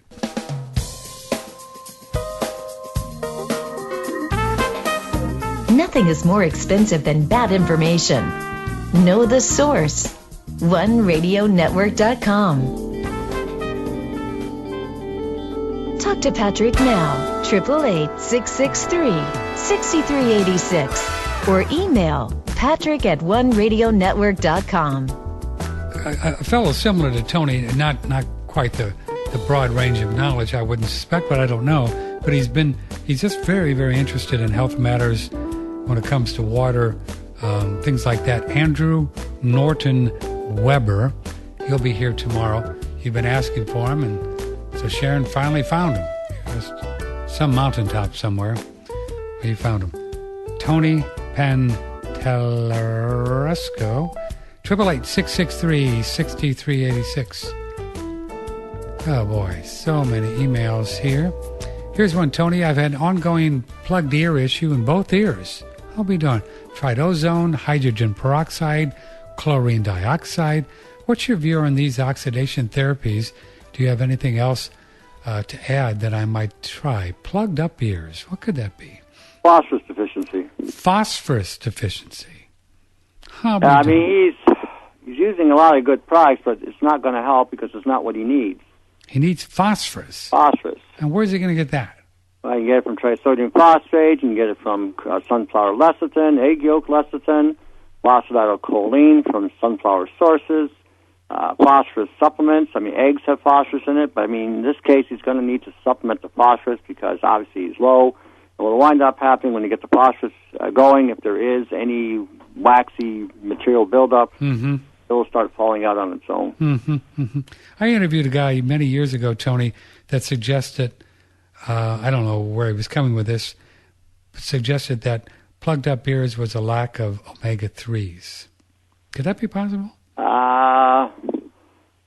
You think, any connection for you? No. Okay. Everything I'm researching on that basically is due to phosphorus. Levels of phosphorus in the body.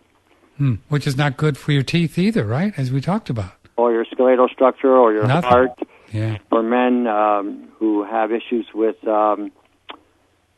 dripping, urinary dripping. Oh. That's usually a result of phosphorus deficiencies as well. And what are good high phosphorus foods? Egg is one, but again, he in this case, I mean, it'll take forever to get that fixed. He'll need to start supplementing and then incorporating more foods in his diet. A lot of nuts and seeds have phosphorus in them as well, but again, this is all going to be contingent on whether he can break them down or not. So again, this is why I suggest going with sunflower lecithin, egg yolk lecithin, or a phosphatidylcholine or a phosphorus supplement in this regard, or trisodium phosphate, which, again, when you look at trisodium phosphate, it's part of the ATP production for the cells. So, again, it's a win-win. I mean, take a little glycerol with trisodium phosphate, and you start the ATP production. So again, get the phosphorus going. Are you actually taking TSP internally? Oh, yeah. Whoa, what kind of doses? This is very small, probably maybe 100 or 200 milligram doses. I throw it in my coffee, and I'll add, I got a mixture of hawthorn leaf, sarsaparilla, what else, a rose hip, mixture with it. It was in the coffee, and those all three produce ATP levels. So when you add the phosphorus to it and the salt, and then I sweeten it with maple syrup, which is the sugar component, you wind up with an ATP production going on. It's something really simple. You're a little chemist there. What's a 00 cap? How many milligrams in that? It's usually about 950 to 1,000 milligrams. Oh, so this would be way too much. You wouldn't fill up a... No. I mean, again, I'm just taking the... 100 milligrams is not much at all. No, but you don't need much. Yeah. I mean, see, a lot of times, it's not how much you take, it's what you're using. Sure. And sometimes you don't need... I mean, a lot of times, a lot of things are overkill. Yeah. But, I mean, there are times... I mean, I agree with the orthomolecularists that talk about high doses of supplements and nutrients, because majority of the people today, because of the stripping that's gone down in the system, breaking down the body, they're using soy, now we're taking out calcium, we're taking out magnesium, we're taking out manganese, zinc, iodine, vitamin D, B2, B12. This stuff takes the stuff right out the door. So again, and then it also cakes the colon, it cakes the esophageal lining, and it attacks the pancreas, it attacks the thyroid. So all of a sudden now you're depleted, thinking you're eating quote-unquote a health product. And then you get sick with something. So now your levels of, say, magnesium need to be at a 5-gram incremental level until you get that back up to normal. Or your B12 levels are low, and again, so you need to use more probiotic material with the B12. And again, you may need 5,000 micrograms or 5 milligrams of B12 at a time to rebuild that back. Maybe your vitamin C levels are really low, so you may need to take up to 5 to 10 grams a day to get that built up and then reduce it back down to a more maintenance level. So, but I mean, for the most part, if you are using a lot of things already and you are relatively good health, then you don't need a lot to get the activity, the chemical activity going in the system. You know? So, I mean, it all depends. Again, everything's contingent on where you're at health-wise. Here's an email from Madison, Connecticut, CB. I've been taking Armour Thyroid meds, 90 milligram daily for several years for hypothyroidism.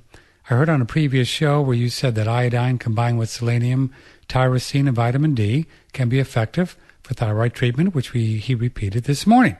Could you please give me more details about daily doses of each of these 4 supplements, and of the difference between Lugol's and Nascent? So Nascent basically is more absorbable for the thyroid. It gets in there more readily effective than the Lugol's, but it's limited to how it protects the body. Where Lugol's is overall body protection, Nascent is limited. Nascent is a good product. It is a good product. Not knocking it, I'm just showing you the difference. So I mean, I prefer the Lugol's because I want the overall protection. Now, again, a lot of the Lugol's products on the market today have been reduced from 5% to 2%. You need a 5% dose. They did it on purpose because they know 5% can help you offset a lot of the chemtrail afflictions that you can be exposed to, and they know this. So, again, when he's on this medication, he has to reduce the medication down. He's taking it every other day, but he's taking the supplements every day. Okay. So you got to, again, we're taking something away, you got to put something back. So your iodine is 1 to 4 drops a day. Your selenium is 100 micrograms or 200 micrograms once or twice a day. Your tyrosine is 500 milligrams, the same thing, once or twice a day. You can even go up to 3 times on these things if you want. And your vitamin D, 1,000 IUs, again, 1 to 3 a day. And again, you're doing this every other day because you've been on this drug for so long, you cannot go cold turkey. Now, some people can and don't have side effects or any issues. But again, I err on the side of caution because I don't know where everybody is. And again, if he's got a hypothyroid issue, then you got to make sure you're not eating any soy products, you're not drinking any Ensure or Boost products because these are all soy-based proteins. You got to make sure you minimize any exposure to broccoli, cauliflower, kale, Brussels sprouts. These things, or mustard, or anything of the mustard seed family as well, because these things are goitrogenic and they do attack the thyroid. So just stay away from them.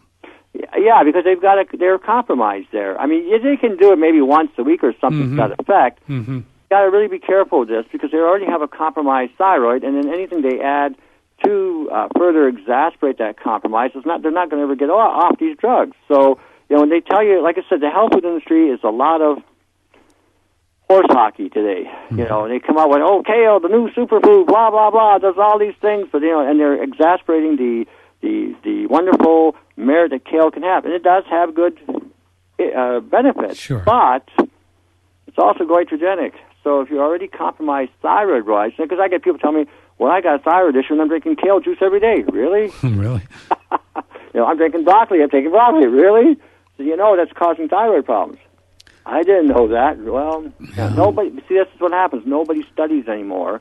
Nobody reads. They follow some idiotic guru in some sort of whatever, and they profoundly tell you that soy is a super duper something, and broccoli and kale and then you get caught up on this because they use terms like natural or orgasmically organic or some kind of content there, and and it's just a lot of hoop. Well, you had me at orgasmic.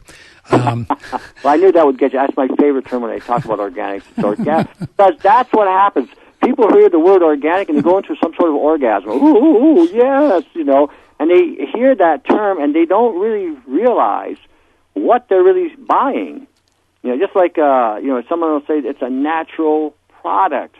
Well, arsenic is a natural product. Are you reading the ingredients in there? Nobody reads. They just, it's natural, and they buy it. Or you hear somebody saying the word natural or organic, or what's the other term they use? Gluten-free. Whatever. They use key catchphrases, and you think, yes, that's what I'm saying, orgasmically organic, because that's what usually happens. It's so funny to watch, just for fun when you go in the store. just go to the traditional store, right? Like a Safeway, something like that. You're looking for something like sardines or something, and you see all the different products, and all these different products are spouting up with, they got all this gooey, weird stuff you would not give to your animals. You wouldn't give to your pigs or whatever. And they say gluten-free on the front. I just think it's hilarious. Again, because they've learned from the health food industry. You have to remember, the drug industry controls the health food industry. Everything you're seeing there is coming from pharmaceutical, whatever. Yeah. So, again, just hilarious. You try it in this market here. You see the results. You see the profit margins here. Then you transfer it over to the grocery chains, which are also owned by the either agro or pharmaceutical companies. So they see that it's working in this niche, so now they're bringing it in another niche. So you walk in the store, and you're not completely obliterated and completely get totally confused. Oh, it's gluten-free. It's natural. Oh, look, it's got an organic thing. It's got a USDA sticker on it. Ooh, that must mean it's safe. And people don't realize that the USDA has been undermining the health of North America since 1904. They've taken away everything in the food supply that has any merit or health benefit. They've critically shot it down, or they said, well, you can't make that claim because now it's a drug. And you know what I've never found? What I have never found was a drug that actually cured or healed anybody. I don't think you will, Tom. Yeah, so, I find it amazing that I can make a claim on a vitamin saying it can cure scurvy, for instance, like vitamin C, or it can cure cancer. But if I say it can cure cancer, oh, man, they'll run the riot act on me. Oh, you can't say cure because you're making it a drug. Really? Show me a drug that's cured cancer. Show me one that's cured cancer. Anyone. Go back 200 years. Show me. They can't. Because cancer is a curable affliction. It's not a disease, it's an affliction. Okay, and it's totally curable and totally healable. Just like almost every other pathogen they've been releasing on us. It's just figuring out how to cure it. So when they say that, you can't say the word C-U-R-E or H-E-A-L or, whatever, but you can say it can make you whole or it can help treat symptoms. I find it hilarious, because you will not find a drug or a vaccine that has cured anything. In fact, when they vaccinated us, our generation, 20 and 30 years ago and 40 years ago, it was a ticking time bomb so that when we got to a certain point in life, these things would become active and cause a lot of the debilitation that's going on today.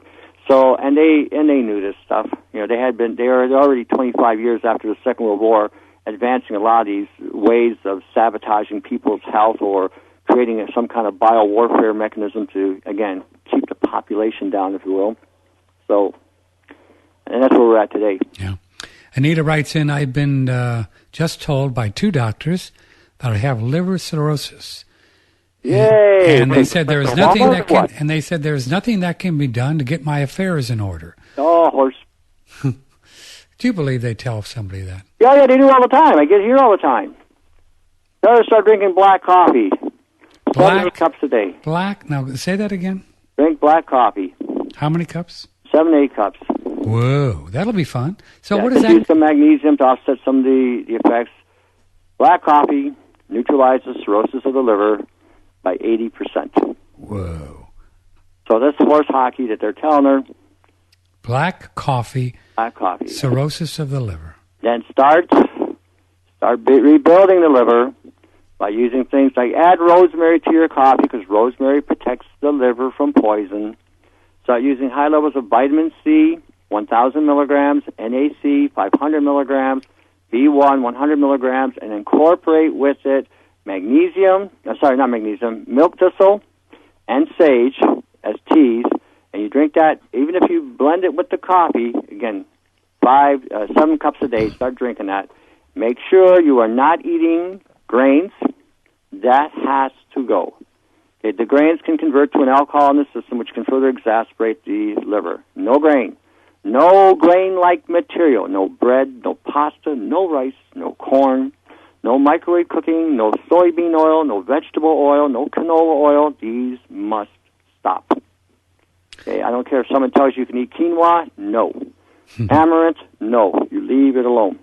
Chia seeds? Gone. What about coffee enemas for her? Yeah, it could help. It could help flush it out, but we got to rebuild the liver.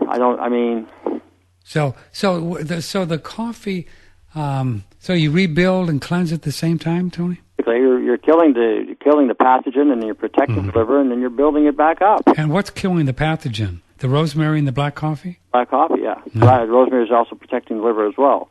Vitamin C will also help kill off any of the pathogenic material. The NHC also helps removing a lot of stuff, and again, protecting the liver. So, we're hitting this on several different angles, And for the doctor to say, get your house in order, unless you're about 95 to 105 years old, I really wouldn't do that. I'll go to another doctor. Two doctors are saying that to her. I just wonder if they're in collaboration with each other, because sometimes they send the files because the doctor will request the other files, and instead of doing a real thorough search, they just go with what the file's saying, and the insurance company's paying. They just told her they're charging, the doctor's charging, and you're not really any further ahead. They just told her there's nothing they could do. Well, maybe that's a good thing. Yeah, maybe. Yeah, don't let them do anything. Maybe that's a good thing. I mean, I tell women come see me all the time, and they got, say, a cyst or some kind of growth in the breast. Mm-hmm. They want to lance. They say, no, don't let them lance nothing. Don't do nothing. Just take the enzyme, take the serapeptase, wait 3 months, it'll go away all by itself, and you give them the same dietary changes, and usually in 3 months it's gone. It says because they lace that thing, and if there is something there that sure. is containing, you're going to release it in the system, and then they're going to say, oh, you got whatever, we got to take away your breast, and and it's completely unnecessary. Just leave it alone. Leave it alone. Tony, what would your top suggestions of supplements, i.e. iodine, turpentine, sulfur, and be if a person was on the road to ultimate health? What are your top? That's a toughie. It really is. I mean, enzymes number one, no matter where you live, and iodine for sure. I mean, I'm a bigger believer in iodine than I am of anything else. As far as really? Oh yeah, I think in today's exposure with chemtrails and smart meter exposure and Wi-Fi's and ELFs and chemtrail crap and genetics, I mean, that thing is one of your best defenses because it helps renew and restore the glands as well. It would all be contingent, basically, where you're living, how you're living, what you're being exposed to. I mean, that's how I deal with people. I mean, I don't give them any set thing. I mean, if you want to take antioxidants, for sure. If you want to take, mineral supplements, for sure. If you want to take proteins, it all is contingent. I mean, I get people here because I'm exposed to chemtrail activity and the automotive crap.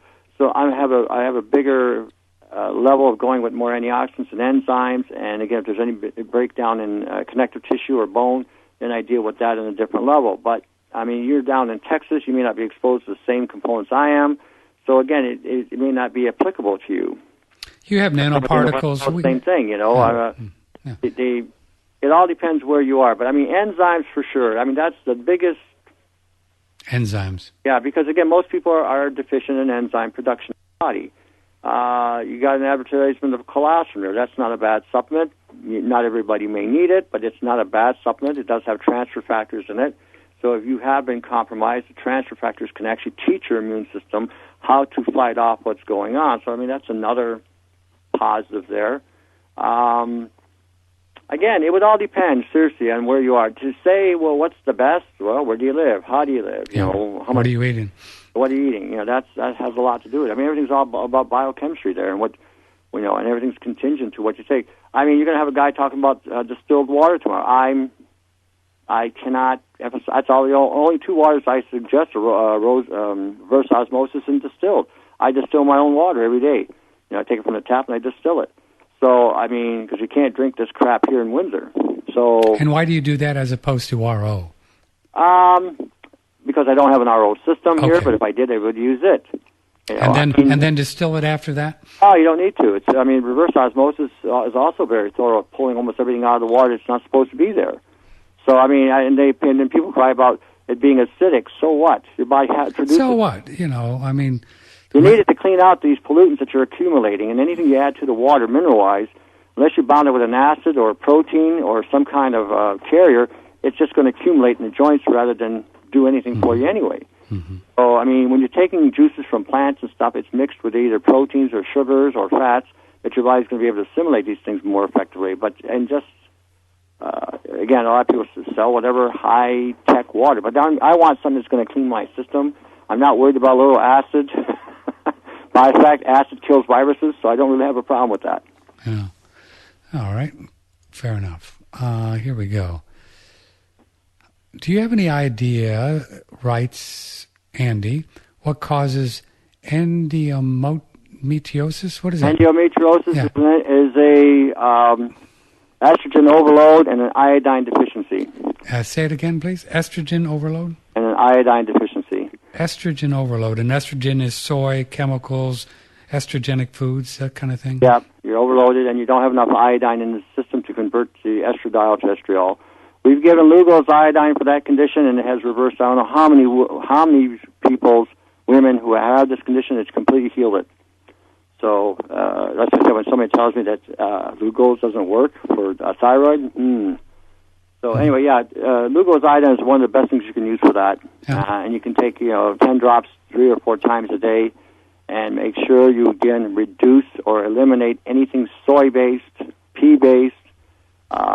Anything that has chemicals from pesticides, herbicides, insecticides, soaps, perfumes, because some of the perfumes are highly estrogenic as well, or plastics, rubber, all that stuff. Yeah, so again, there is a synergistic effect that can impact phytoestrogens with synthetic estrogens, and they can completely overload your system. It doesn't take much. Some people on the show have suggested that internal iodine can disrupt the good, friendly gut flora and integrity.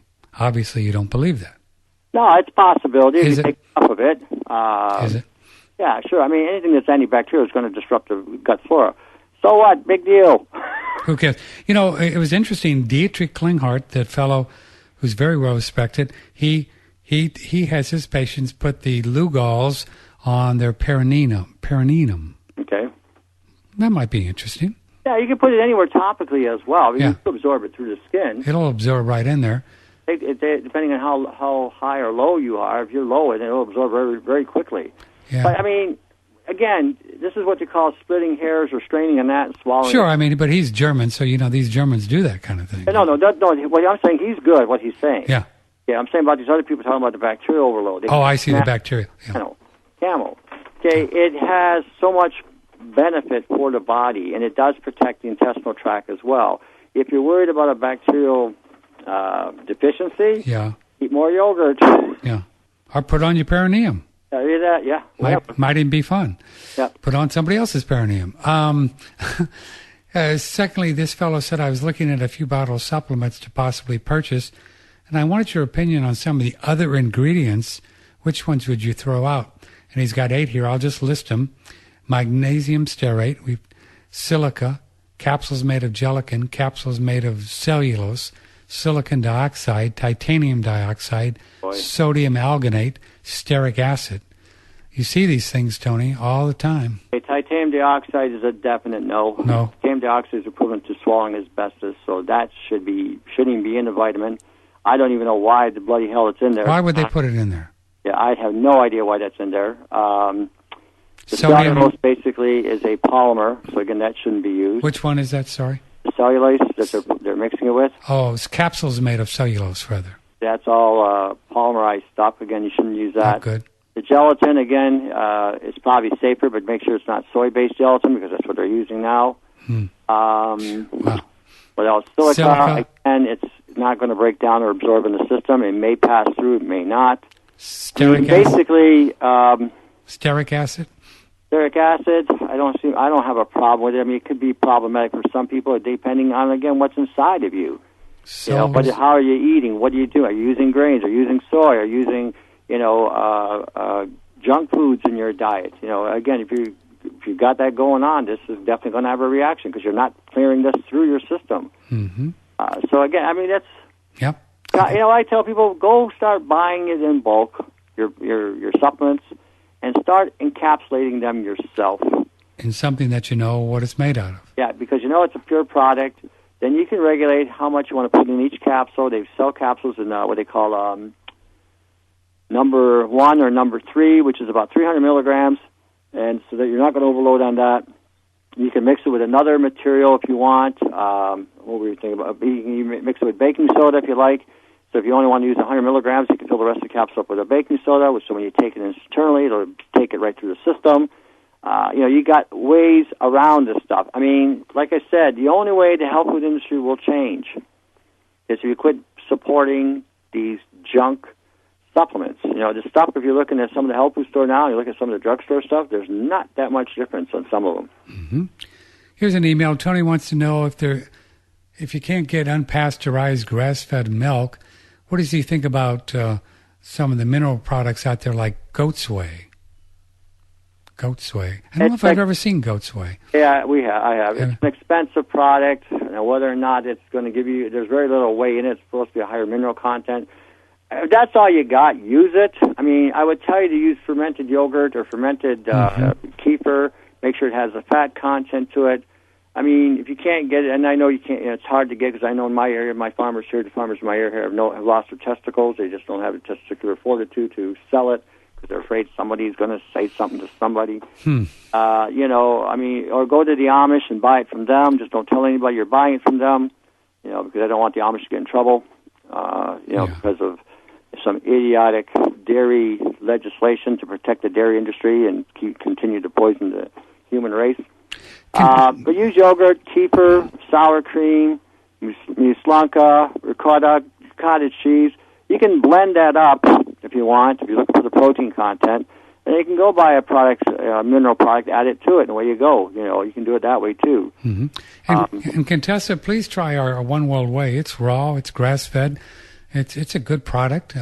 I think it'd be a nice substitute. Try it. It's right on the front page. Okay. Also, Tony, she wants to know if you think enemas are helpful, and if there's a good one, a liquid to use someone that doesn't use caffeine. Okay, use soap. So what kind of soap? Any soap. Like borax? No, I wouldn't go that far, but yeah, I mean, any soap or even just hot water, or warm water. Warm water? Warm water. Yeah. You can even add a little oil to it if you need to. I mean, there's more than one way of doing an enema. The reason why they went with the coffee enema, again, is because it helps, again, detox the system and produces peroxide in the colon, which can, again, neutralize some of the more pathogenic material that may be stuck in the colon. But, I mean, you don't have to just use coffee grinds. You can use anything, water, oil, a mixture of oil and water. Mm-hmm. You can use water with a little soapy water. Like you can use a Castile soap, mix it in there with it. But, again, another good idea to do if you are going to do an enema, reforest the area. In other words, put bacteria back in there. Yeah. Region. Yeah. So again, once you do a flush, then take another mixture of probiotic and water, and again proceed to reload the system. John wants to know what you think about using betaine HCl for improving digestion. Yeah, why not? Why not? It won't hurt you, right? No. The only thing that I would suggest is to make sure you eat 1 or 2 teaspoons of some food that you're eating before you swallow the pill. Mm-hmm. Mm-hmm. What's the difference between TSP and this thiosulfate stuff? Big difference, right? Yeah. Yeah, I mean, it's like apples and oranges. Trisodium phosphate and sodium thiosulfate. One's a salt. They're both salts. One has phosphorus, one has sulfur. Okay. Probably the easiest way to show the difference. Okay, a couple more here, then we're going to let you go and go to work. Any suggestions on treating psoriasis? Get off the grains. Grains. Get off the grains. If you got a real heavy-duty condition, skin-wise, get some peanut oil, 5 ounces of peanut oil, 1 ounce of turpentine, shake it up, apply it direct, rub it in, massage it, should clear it up. But the grains must stop. Soy must stop. Corn must stop. This is again, stuff leaking out of the colon, getting into the system, and the skin is trying to flush it out. Get off the grains. I found that people who get off the grains, psoriasis and eczema issues, all of a sudden go away. Good morning, gentlemen. Where can we purchase trisodium phosphate? Chemical store does not sell it. And how would you make a mouthwash made with this and baking soda? Thechemicalscore.com is where we get the sodium thiosulfate. Good. You get sodium phosphate. Can you get trisodium phosphate there, too? You should be able to, but if not, unitchemicalcore.com. I mean, they're good people. They've contacted me, actually, because I was one of the people that kind of put them on the map through YouTube. Unitchemicalcore.com. Mm-hmm. It's clean. It's very inexpensive. Mm-hmm. I think for 4 or 5 pound tubs, it's $20 plus the shipping. And I've been using it for years. I've not had a problem with it.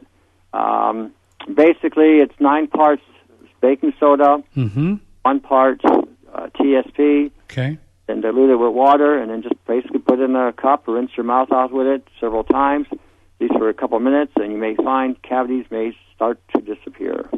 And that's just going to increase the phosphorus level in your body. It's going to soak in there. Yeah, through the teeth, yeah. So that's going to, I would suspect, I don't know, I'm just making it up, Tony, that it's going to actually start protecting the teeth from the inside as well as the out. Right? Again, your body, it's going to absorb it. Yeah. That's what I'm seeing so far. Again, I can't... Yeah. I haven't been doing it long enough to give you a full evaluation on it, but I'm just saying that all of a sudden I noticed I had a cavity starting, and it's now starting to shrink. Oh, so I'm that's beginning so to think that the dental industry, again, has screwed us big time with their baloney, and I don't think the toothpastes with the calcium carbonates should be used. I think, if anything, they're more abrasive. To the teeth, I think sodium should be used in the mouth as well.